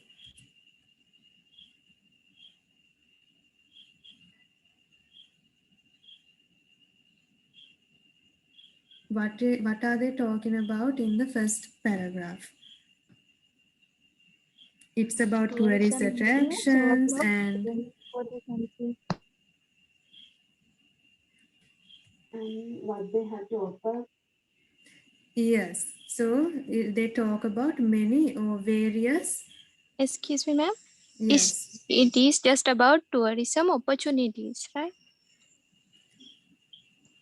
Tourism opportunities as in the many various ways of attracting tourists to a country. Yes. Okay, so put that in a sentence.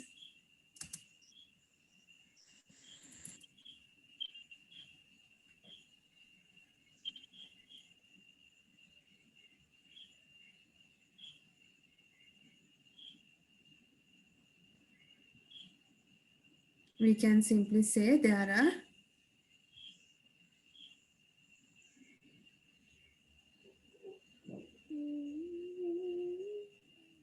someone singing. There are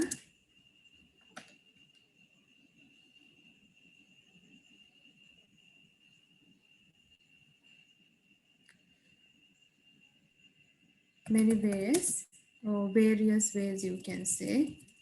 We have many in this sentence. We'll replace it with various ways in which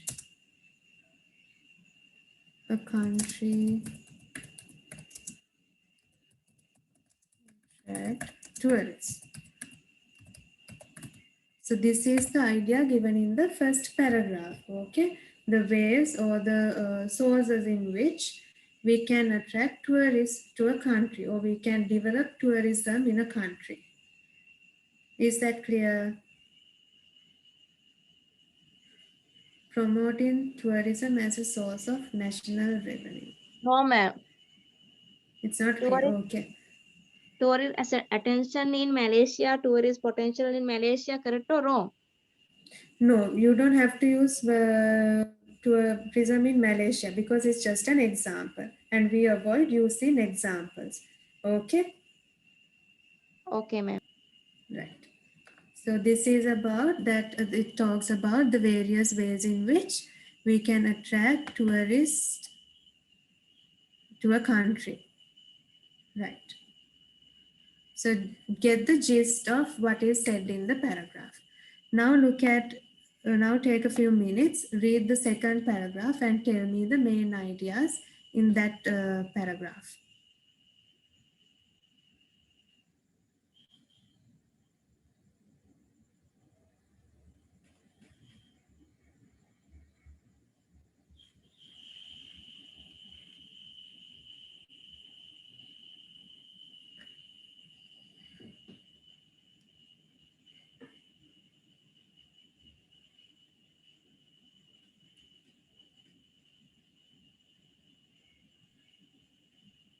It's about ways of attracting tourists. Yes, it's about ways of attracting the tourists. Okay, it's clear.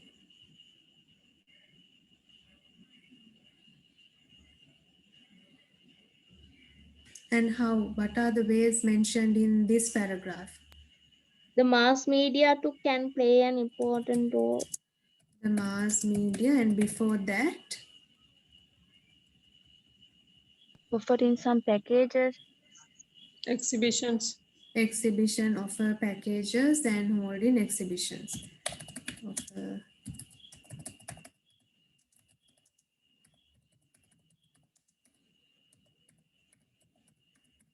Those are the ways. Right. So put this to a sentence.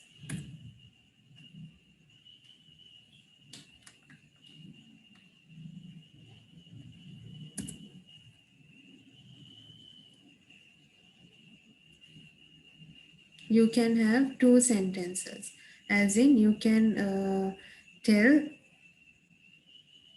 that there are ways in not, you can't use the same thing that we used earlier. So you have to mention what we can offer as a country to develop tourism and to develop tourism in the country, and what are the things we offer. Yes, you can tell that in 2 or 3 sentences.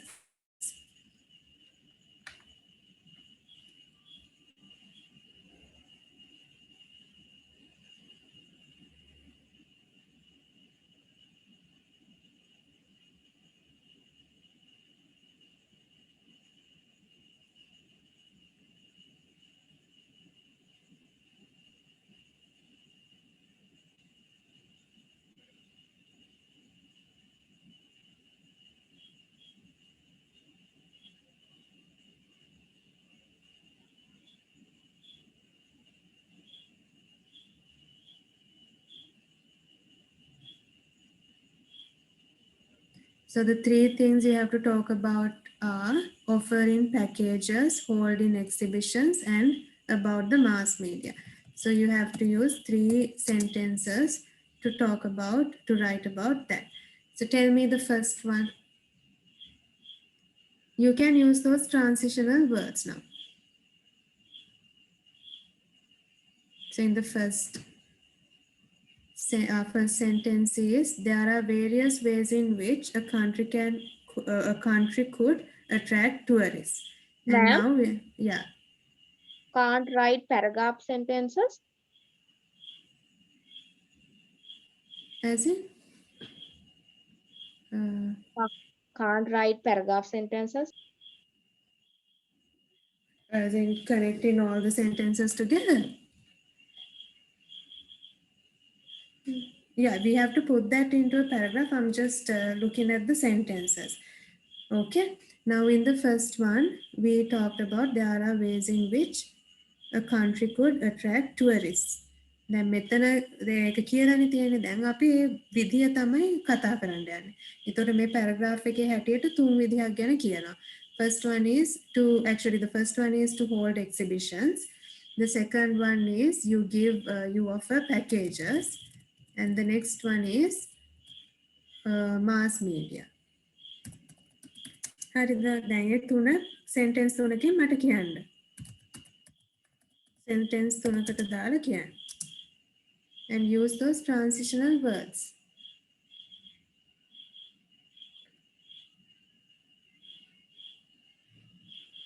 This is very nice. Different approaches in promoting tourism can be practiced, making the use of attractive packages, exhibition, and mass media. See, likewise, put that to a sentence, so you can have a sentence like that, a combination of sentences, or else 3 sentences, because you have to write 60 words as well. To enhance tourism, we should attract tourists to our country. To our country, there you can change it. You can put a full stop there. And then say, to do this, what you have to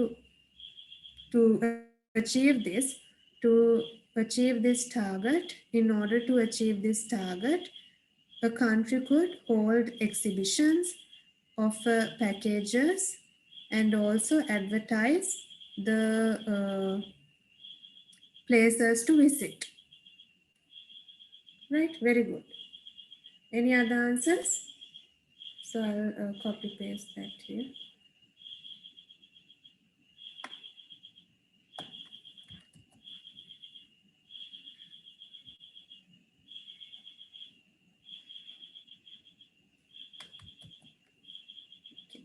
This we can use. Right. Do you all have any other answers? Okay.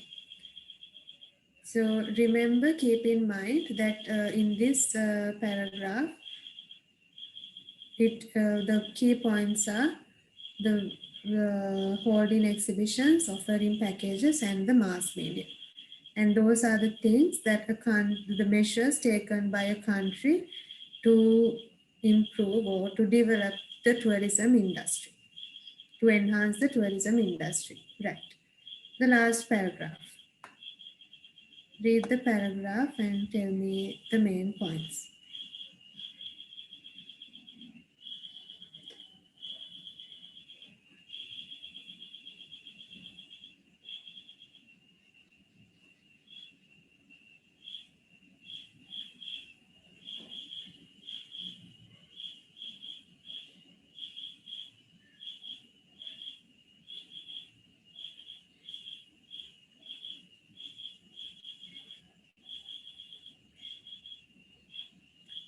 Importance of focusing on culture, traditions, and facilities. Yes.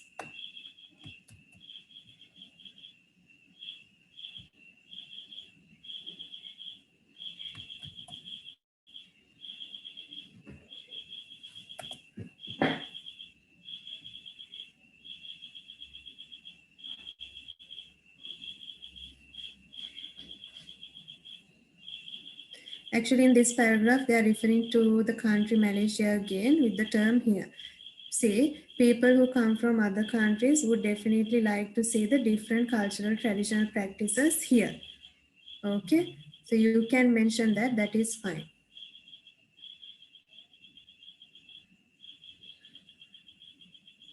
And here an important point is made. However, what is most important is to make sure that the facilities in our country, like public transport and accommodation, are of a reasonable and respectable standard. Again, what is the country the sentence referring to?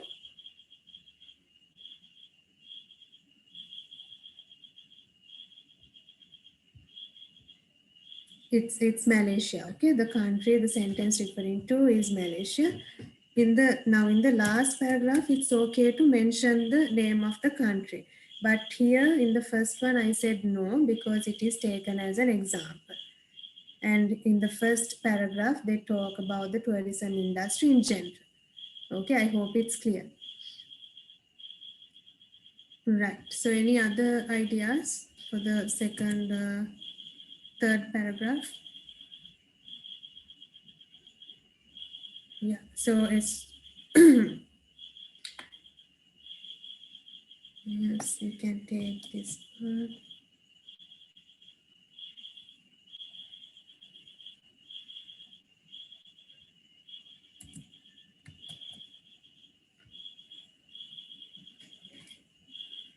Okay, so that is so this is how you should focus on the main ideas, and also you have to figure out what the key points are.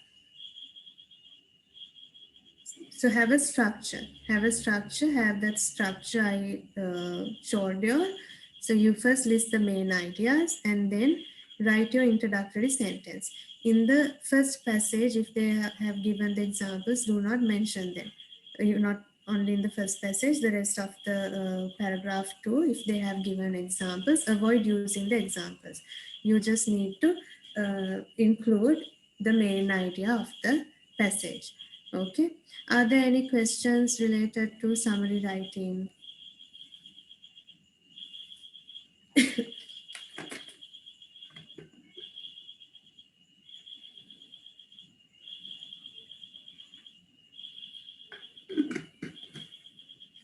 Yes.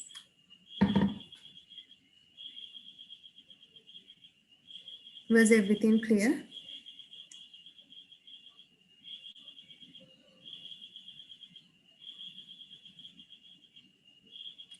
Is everyone following me?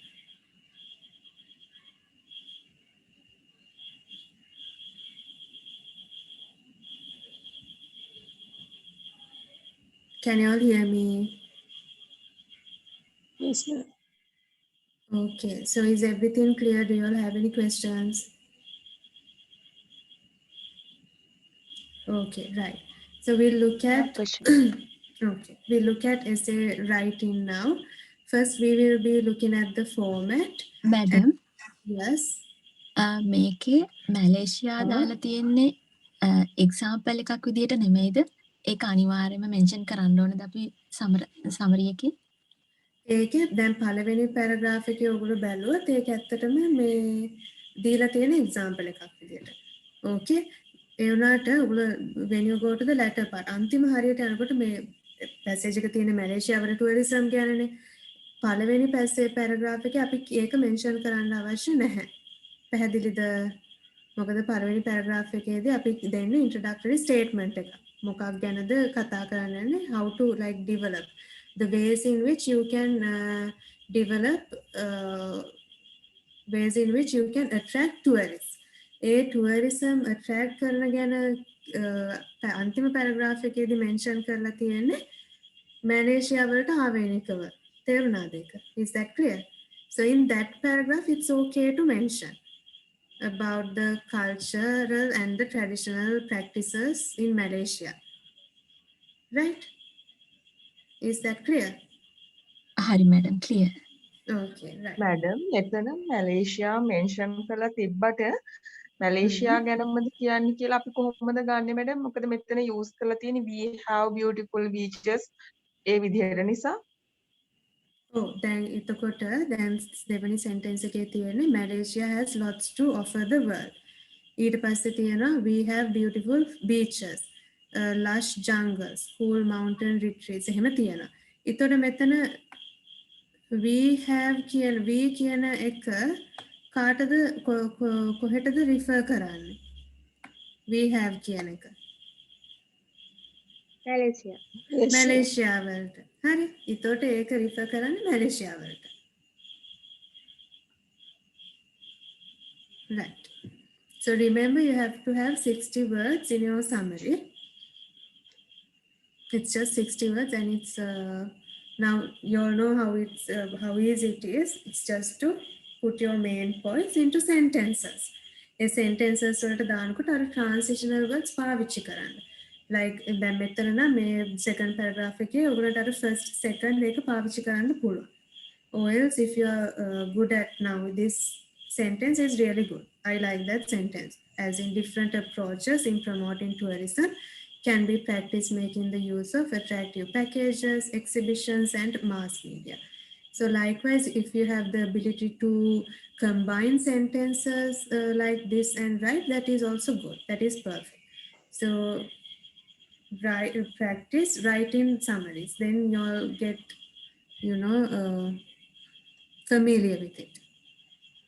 Yes, 60 is the definite number for the summary. Right?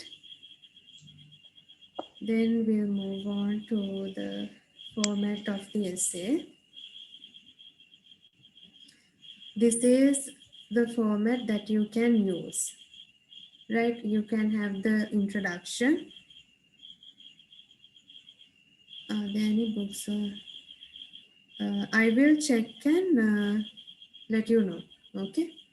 So you have these sites, but not all the sites give you good answers. So I'll check and let you know.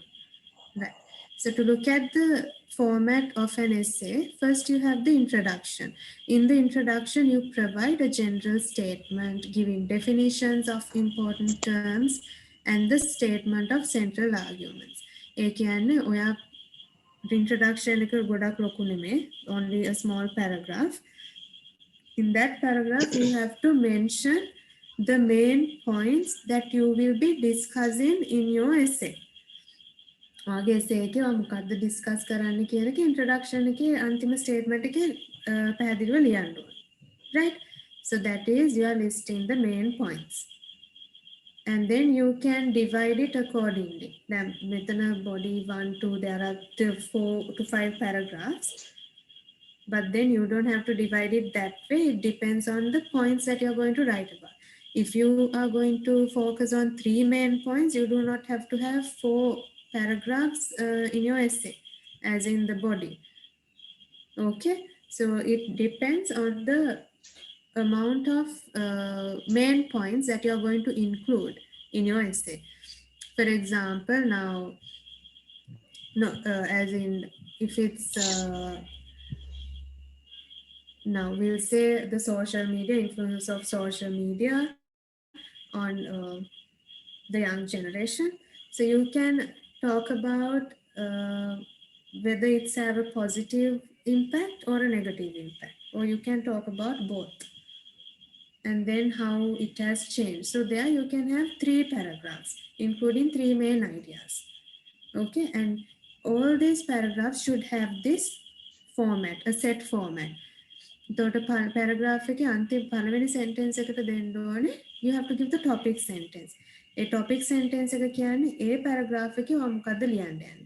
In that paragraph what are you going to write about, and you explain.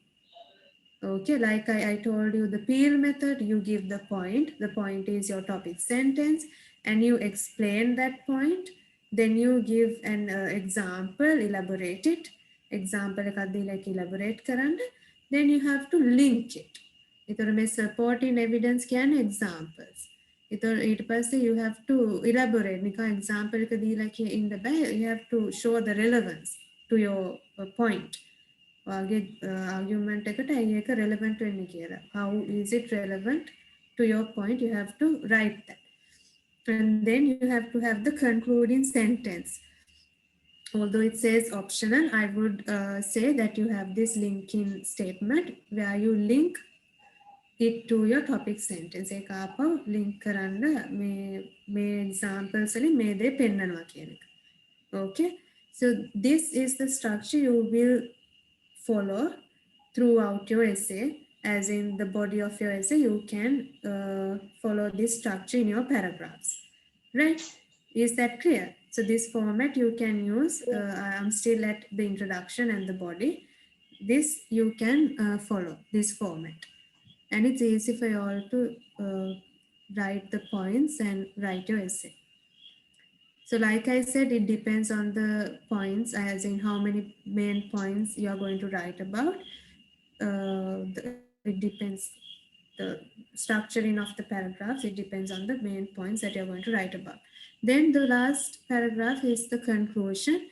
It is basically writing the central argument or the thesis again, restating. හැබැයි introduction එකේ තිබ්බ වචනම ලියන්න එපා conclusion එකේ. Okay, you have to justify. You have to give a summary of the main points, but not that you have to rewrite it in the same using the same words. ඒ වචනම ආපහු repeat කරන්න එපා conclusion එකේ. You change it and you just give the idea. Okay, this essay is about this කියන එක conclusion එකේ පෙන්නන්න ඕනේ. You can have the final statement, as in the conclusion you can have this final statement. It could be recommendations or implications, as in what we can have, what we can do to overcome this problem, what we can do to overcome these issues. You can just mention some recommendation and give some points as you think in your opinion what could be done. Okay, so it depends on the topic. Then you can give recommendation. Okay, so if we can limit the use of social media should be limited to a certain extent, where the youngsters or the students use it only to benefit as a benefit for their education, and not to like overuse it or just get addicted to it, right? So you can give a small recommendation or something that we can do to overcome that issue. You can just state something likewise. Right, so that is the format that you can use. Now let's look at the essay topics. Meanwhile, if you have any questions, you can ask. Let's look at our essay topics. Okay. So select a topic. Which topic we'll discuss about? The first one, good teamwork is what makes companies successful. Right. So tell me, what are you going to include in your introduction? Before that, you have to understand the topic. Right. So tell me, good teamwork is what makes companies successful. There you have to like show whether it does or whether it does not. Do you agree with this statement? Company එකක් successful වෙන්නේ good teamwork එක හින්දාද? Yes. Okay. So you agree. Now what are you going to include in your introduction?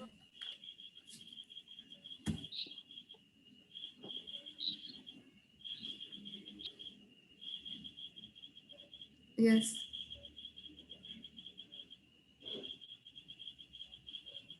What things can you include?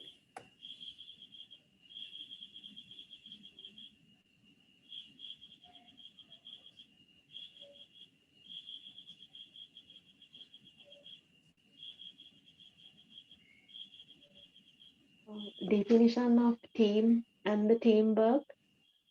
Okay, you can define teamwork, team and teamwork. Okay.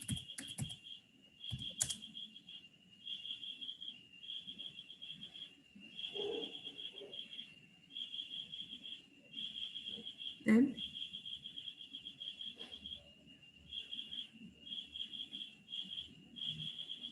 you can also state the general things that makes a company successful, right? These are just ideas. You can include them in your essays. State the general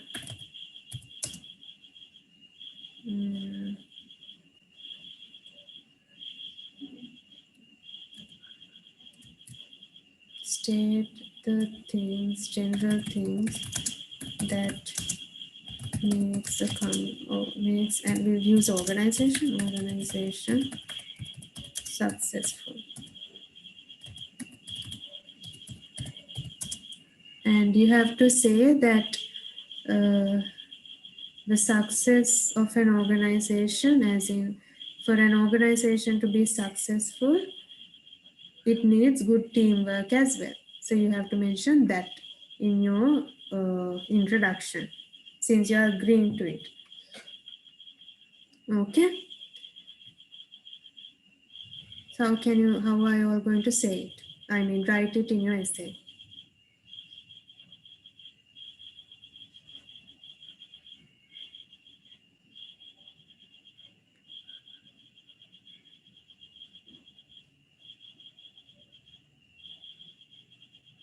You can say like the success of an organization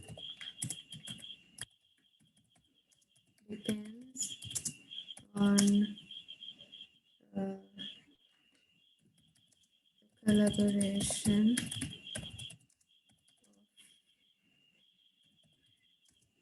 of members of it. ඒකින්න members ලගේ දක්වන collaboration එක දායකත්වය දායකත්වයට ඒගොල්ලන්ගේ එකමුතු වෙලා වැඩ කරන එක it results the organization to be successful or the company to be successful. Okay, so what are the points that you're going to discuss in your essay?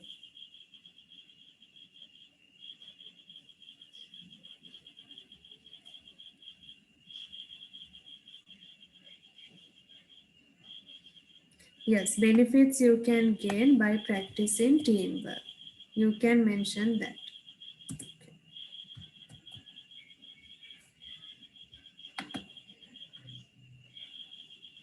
What else?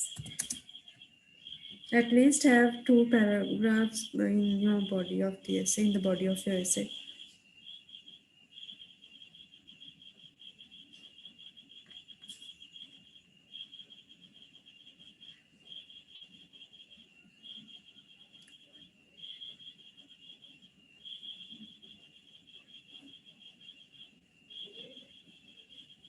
You can talk about the 2 points. First one, so I'll just write team collaboration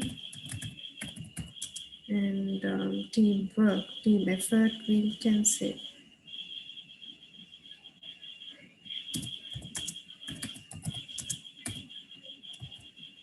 Management.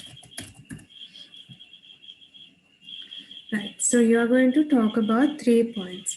Benefits that you can gain by practicing teamwork, you can have it as the last paragraph. First, you talk about team collaboration, how everyone's input. හැමෝම කොහොමද දායක වෙන්න ඕනේ team එකකදී. Team management. Team එකක් manage කරන්න. As in you have to talk about the leadership. Okay. Benefits you can gain by practicing teamwork. What benefits that we can gain by practicing teamwork in a company? So you have your 3 paragraphs. So මේක තමයි ඔයගොල්ලෝ discuss කරන්න ඕනේ ඔයගොල්ලන්ගේ essay එකේ. Right? Yes, you can talk about the difference now. Difference between teamwork and individual work. I will write it as a different point, separate point. You write individual, okay? And then we have the method that can be applied to for a company to become successful. You can have it as the last pen. The methods that can be applied for a company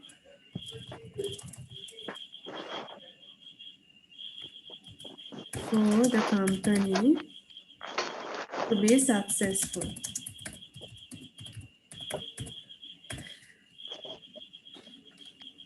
Right. Any other ideas like this?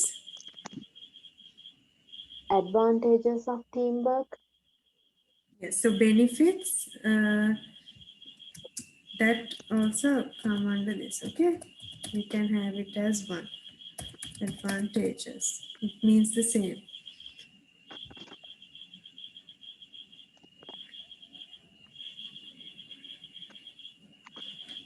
Yes. What else can we talk about?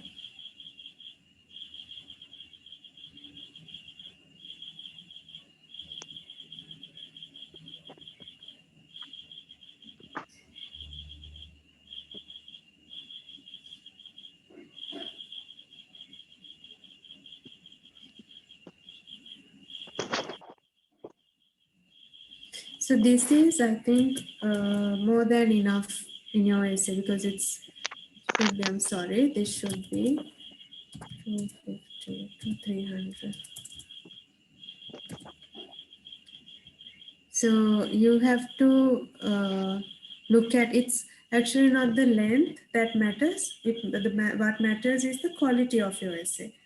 The quality එක තමයි බලන්න ඕනේ. If the content is right. If you have kept the clarity and the conciseness of the essay, then your essay is perfect.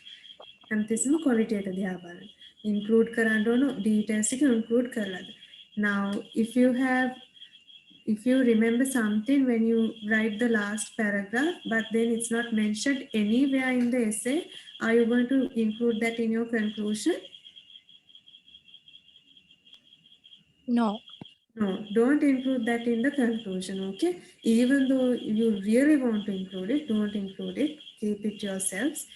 Do not include anything in the conclusion that is not said in any part of the essay.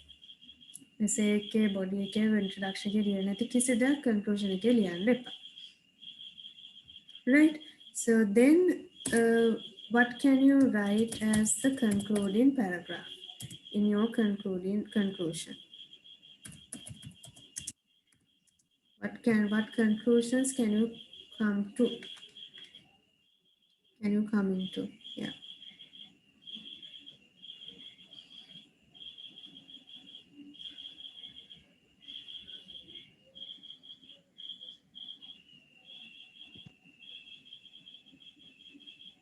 මොකක්ද එන්න පුළුවන් conclusion එක?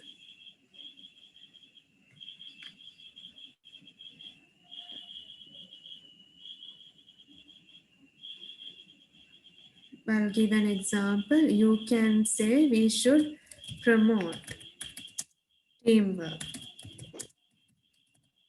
in organizations.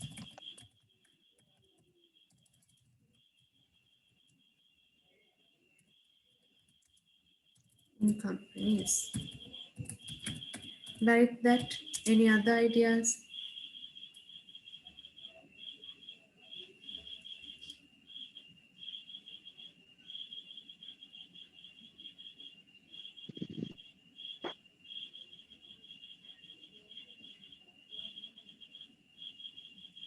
Any other ideas?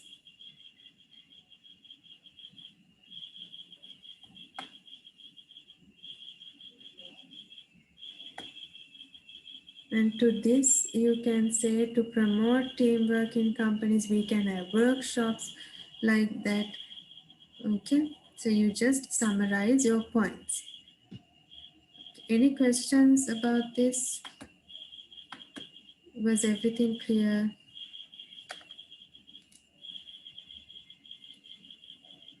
So it's the choice of words. You have to have a good word knowledge. You need to know the words. හොඳට වචන දැනගෙන ඉන්න ඕනේ. මේ ඔක්කොම හොඳට connect කරලා you have to like create meaningful sentences. So that you have to practice. If you don't know a word, you refer to the dictionary while practicing. එතකොට ඒ වචන දන්නේ නැත්නම් you check that particular word also from the dictionary. So you get to know 2 words. Right? So that's how you practice. That's how you learn words. So you have to have a good word knowledge to write an essay and also keep a structure. Structure එකක් තියාගන්න අනිවාර්යෙන්ම. Because do not start writing without drafting your essay. නැත්නම් ඔක්කොම ideas හැමතැනම. So Excuse me, madam. Yeah. Yes. Can we add quotes or someone's sayings to the essay? Yes, exactly. You can. The method now in this one, yes, you can add like for that you can use words like good that you came up with it. You can use according to, and then you mention the name of the person. If you remember the year, normally you have to mention the year as well, but then it's okay according to, and then you mention the name of the person. You can write as stated by, you write who stated, and you have to mention what that person has stated. Or else you write the name of the person, states that what he or she states. So you can use this structure to include those ideas. That is also a very good thing, that if you, that is like you support your ideas through someone else's ideas. Okay. Right. So that is about drafting an essay. So you have to use, like, look at your draft and write your essay. Once you start writing, don't think of other things. Just keep, as in focus on the draft that you have already made, and then follow that draft. Do not add or edit. If you want to edit points, if you don't have time or want to edit points, that is fine. But then do not add details in the conclusion, which is not written in the body or the introduction of the essay. Okay. So, anything else? Any other questions?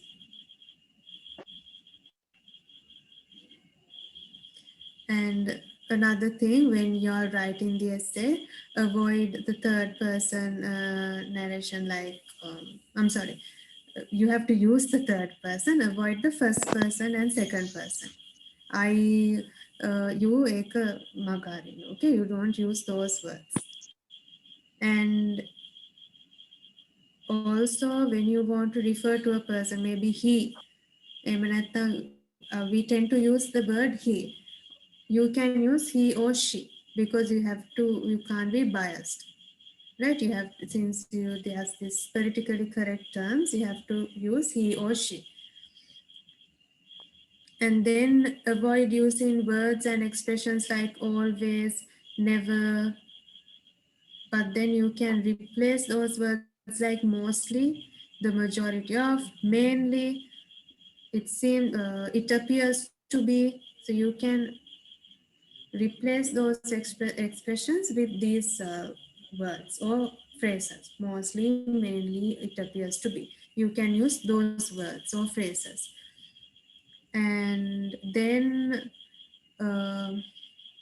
now, instead of saying says, like you want to state what someone else has said. So instead of saying say or says, you can use words like argues, claims, points out, suggests. So you can use words like that. And if you want to refer to the current state or at present, the present situation, you can say in recent years, at present. Don't use nowadays. Use at present, in recent years. Use terms like that. And also, if you want to say that people agree with you, people who like the statement, or people who like to say that good teamwork promotes, good teamwork affects in the company's development. So if some people are agreeing with it, you can say supporters of, those in favor of. So you can use terms like that. If someone's disagreeing, you can, if you want to say that, you can use terms like opponents of, those opposed to. Right, so there are words like that. And also, don't use contractions, like never use these words in academic writing. Okay, we have to write the full form.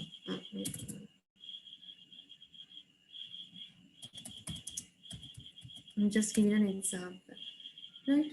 So don't use contracted forms, use the full form, which is cannot. Right. So those are a few things that I would like to, I wanted to share with you all. And any questions? Was everything clear?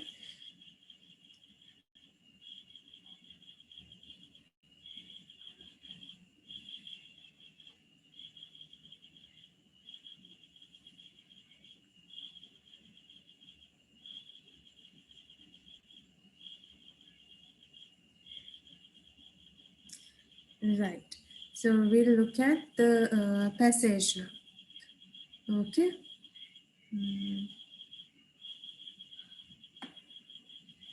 quickly go through it. Right. So what is the answer for the first one? So I'll just remind the technique that you have to use when you're doing a reading comprehension. Read the questions first and then only you will go through the passage. If the topic is given, you can read the topic and get an idea, but then read the questions first.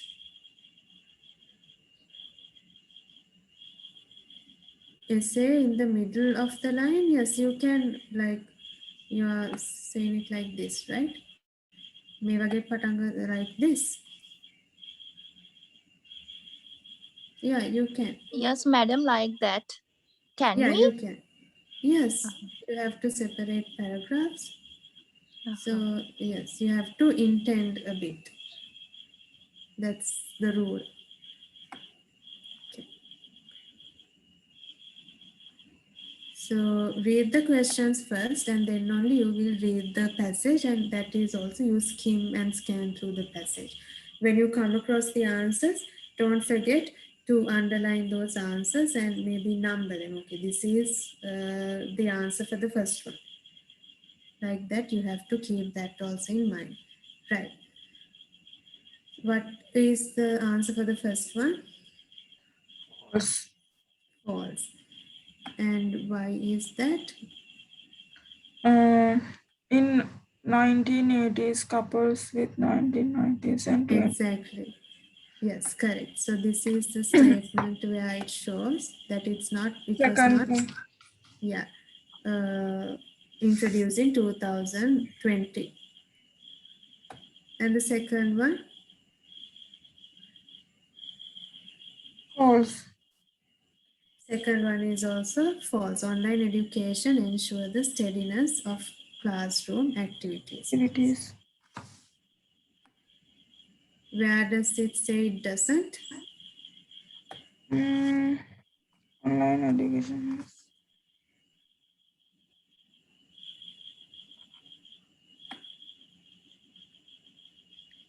Fourth line.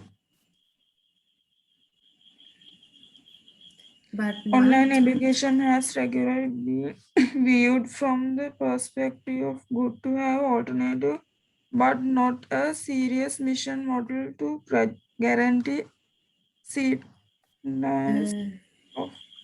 Yes, it's not a serious mission model. You can't guarantee the steadiness of these activities. So the first two are false. I'll just put F, okay? Third one.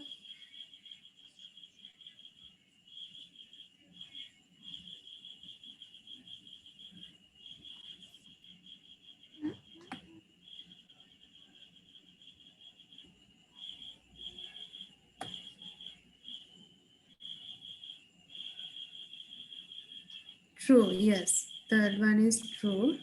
And how did you find the answer? In the second paragraph. In the second paragraph. Yes.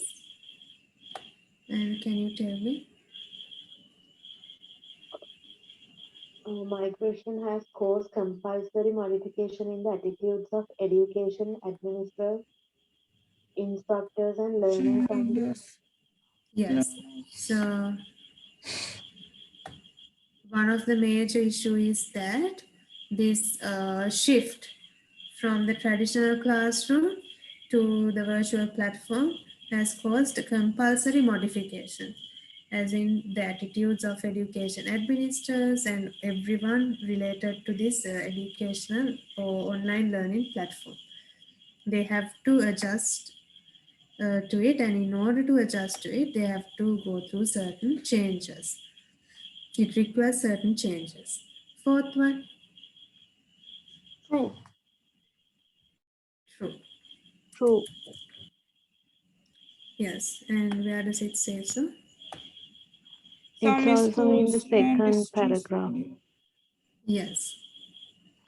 Some schools ran distance education program. Yes. Emerge COVID-19 pandemic. Exactly. So those schools who use the distance education program before this COVID-19 situation or the pandemic, they actually, it was They're higher. helpful for them. Okay, it was helpful for them, and they got used to it more because they knew how to use the virtual platform even before COVID-19 came. Right. Fifth one. False. False. False. Mm, And the only opinion Only option available for universities to is adapt to is adapt in online learning. online learning. yes, the only option. Mm,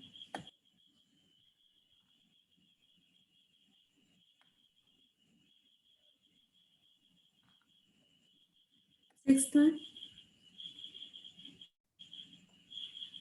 the many option available is false. Only option available. All the universities were able to successfully adapt to change in the educational process. Were they successful? False. False. And where does it say otherwise? The transformation process was smooth for some institutions. In the second paragraph. Exactly. It was smooth for some institutions, while it wasn't smooth for some other institutions. Okay, not all the universities benefited from this virtual platform of learning. Yeah. Seventh one. True. Yes. And where does it say so? It is in the third paragraph. Yeah. Big Blue Button, they are the integrated online teaching Integrated platforms. applications are Big Blue Button, Google Classroom, etc. Then we have the eighth one, the crisis response migration method offer the same features for instructional delivery and assessment.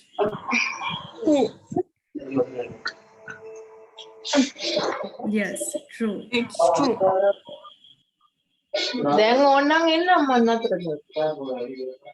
And it is stated in Third paragraph, both external assessment migration and external integrated migration offer the same features yes. for instructional delivery and assessment. So Correct. Very good.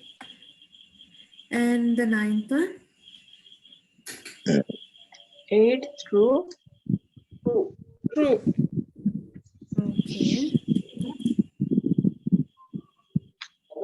And where does it say so? Fourth paragraph. Yes.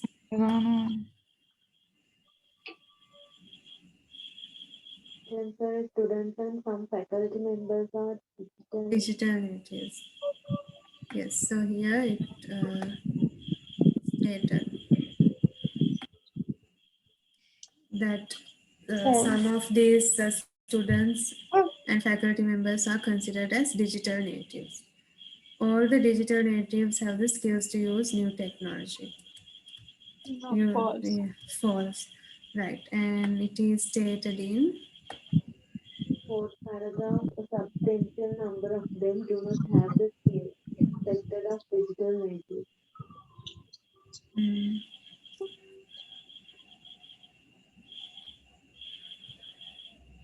Yeah, however, a substantial number do not have the skills. Yeah.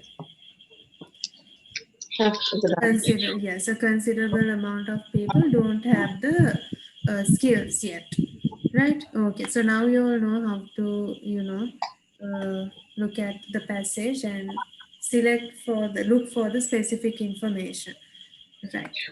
Now we look at these words. Tell me a word that gives the same meaning. Undeniable.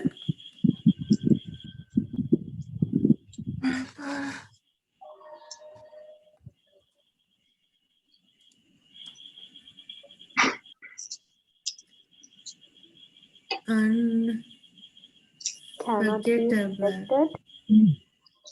Cannot be. Rejected.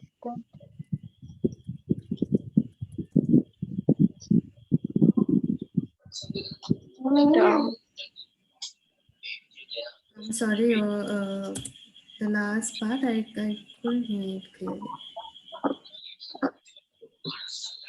Cannot be.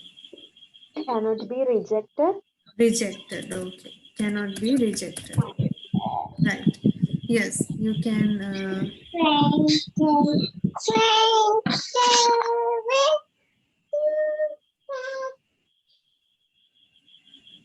Right. Any other words or terms? Yes, we can use. We can say cannot be rejected.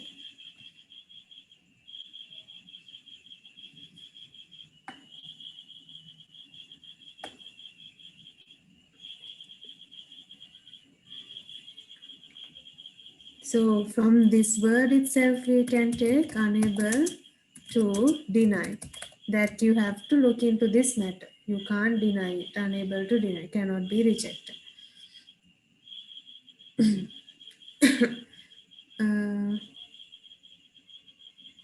Yeah. The second one, disruption.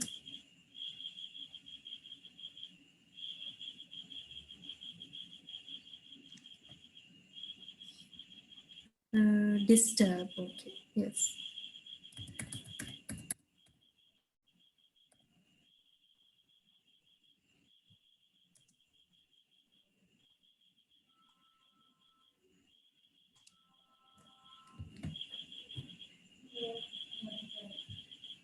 Yes.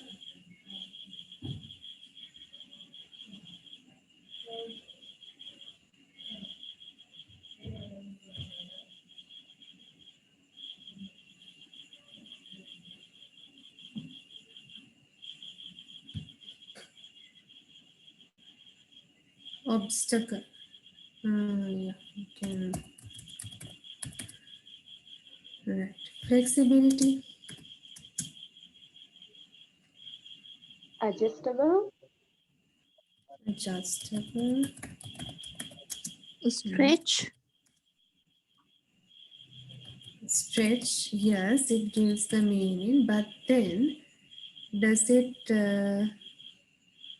can you use it here? The crisis response migration methods discussed below addressed the movement of instruction online to give room for flexibility of teaching. So there you can't use the term stretch, right? So it is like you have to adjust to the situation. A situation that's what their flexibility means. So we have ability to modify. Yes.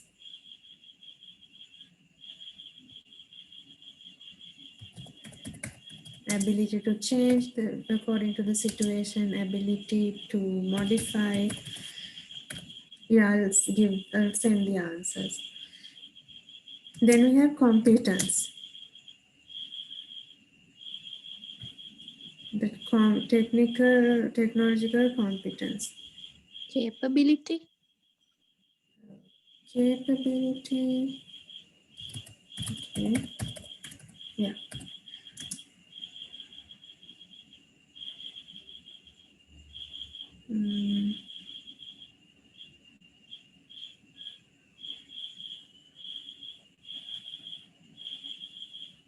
Competence, actually, it's not the ability or here the capability. It's they are talking about the knowledge. So we can use the word proficiency as well. The level, the skills, yes, the skills. Substantial. I said a word to this particular word. Instead of using substantial, what can we use? Considerable. Considerable, yes.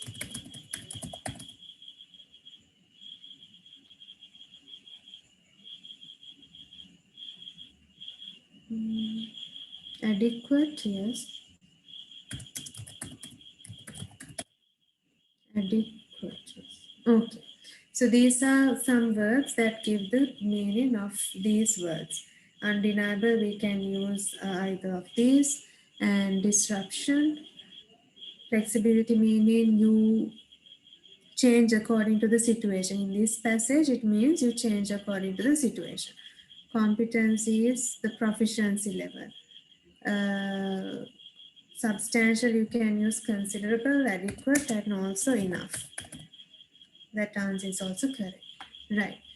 Now use these words and create grammatically correct sentences. We'll first create one for undeniable. Tell me a sentence.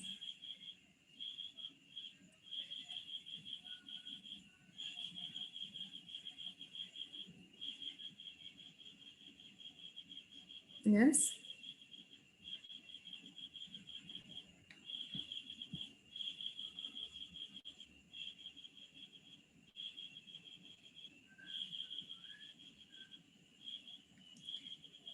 For example, you can say it is an undeniable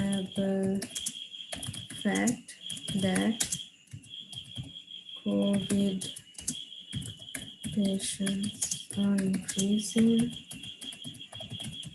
in the world. I'm just giving an example. Okay? So, like that, you can't deny this fact. You have to be considerate. You have to consider about this. It is an undeniable fact that COVID patients are increasing in the world day after day, or yeah, in the world.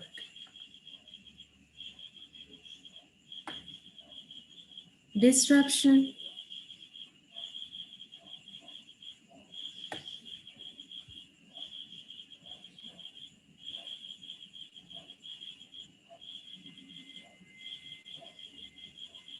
What can you use? What use that in a sentence?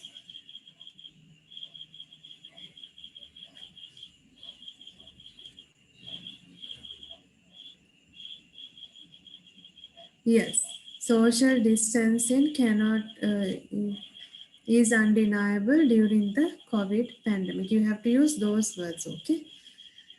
Opposition party brought undeniable arguments at the debate. Very good. So that also you can use. How about the second word? Disruption.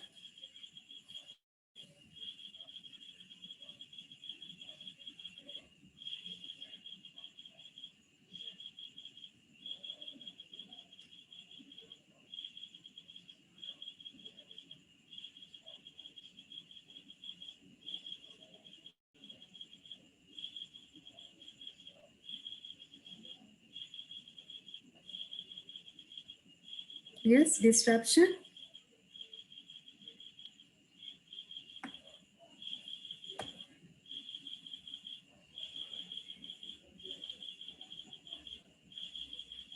You can say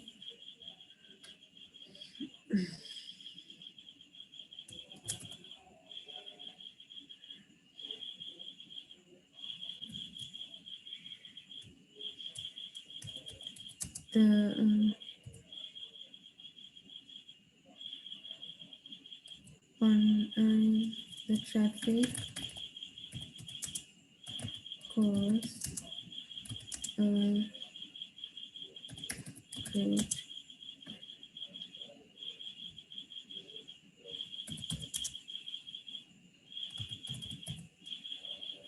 the traffic cause a great disruption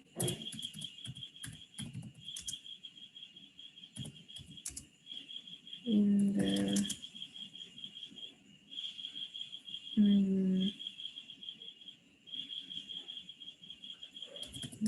process.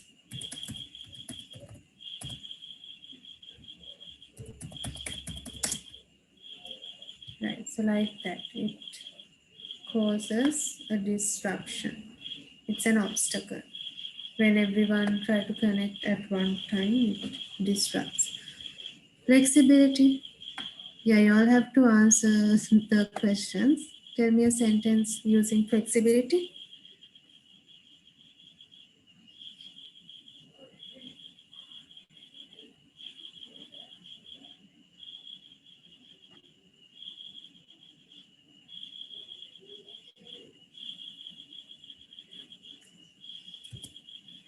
You can say the students at an educational institution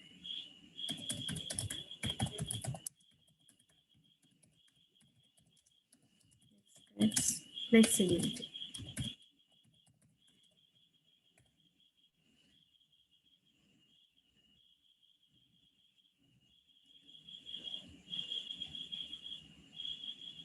Right. So can you all tell me sentences to the next two words, competence and substantial?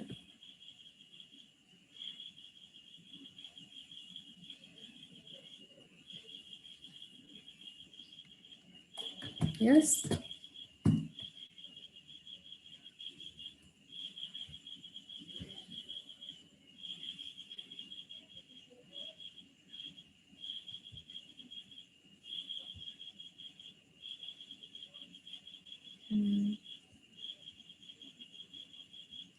Can someone answer?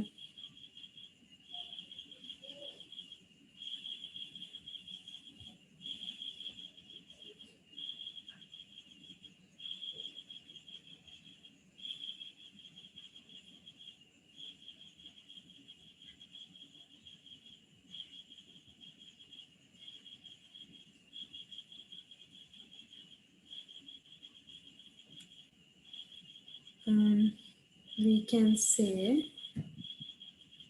yes. Anyone? You should have adequate competence to do a technical job.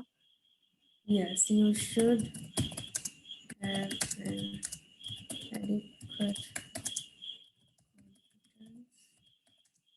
to do or to work with to use technology.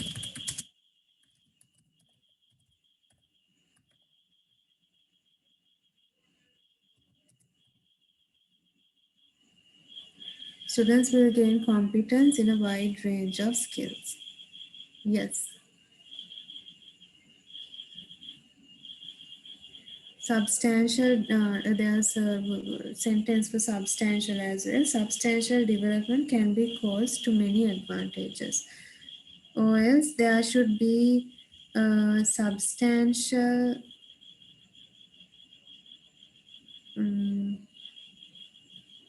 substantial development can cause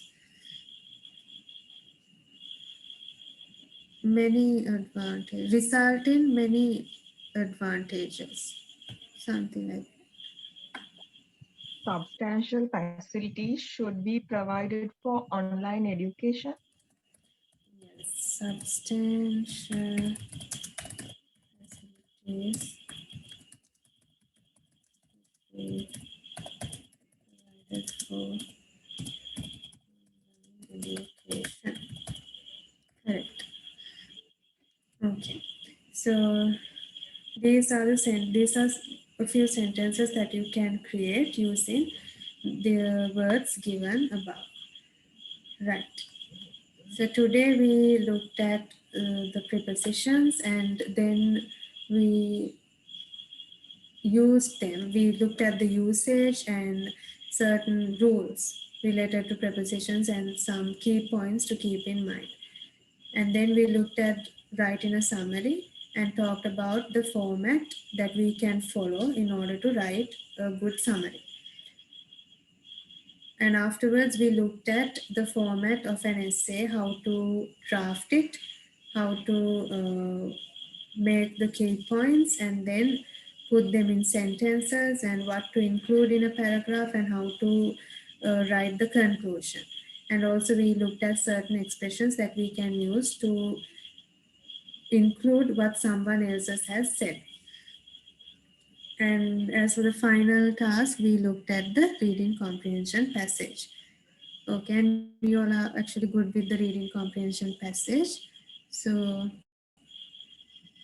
yeah, thank you. And I'll check a site that you can look for a good site for summary writing and let you all know, and I will also send the answers as requested. Okay, then good night everyone.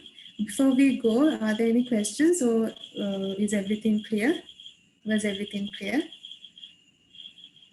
Any questions? Everything is clear. Okay, good. So good night everyone. Thank you and bye. Thank you, madam. Good night. And then I will read.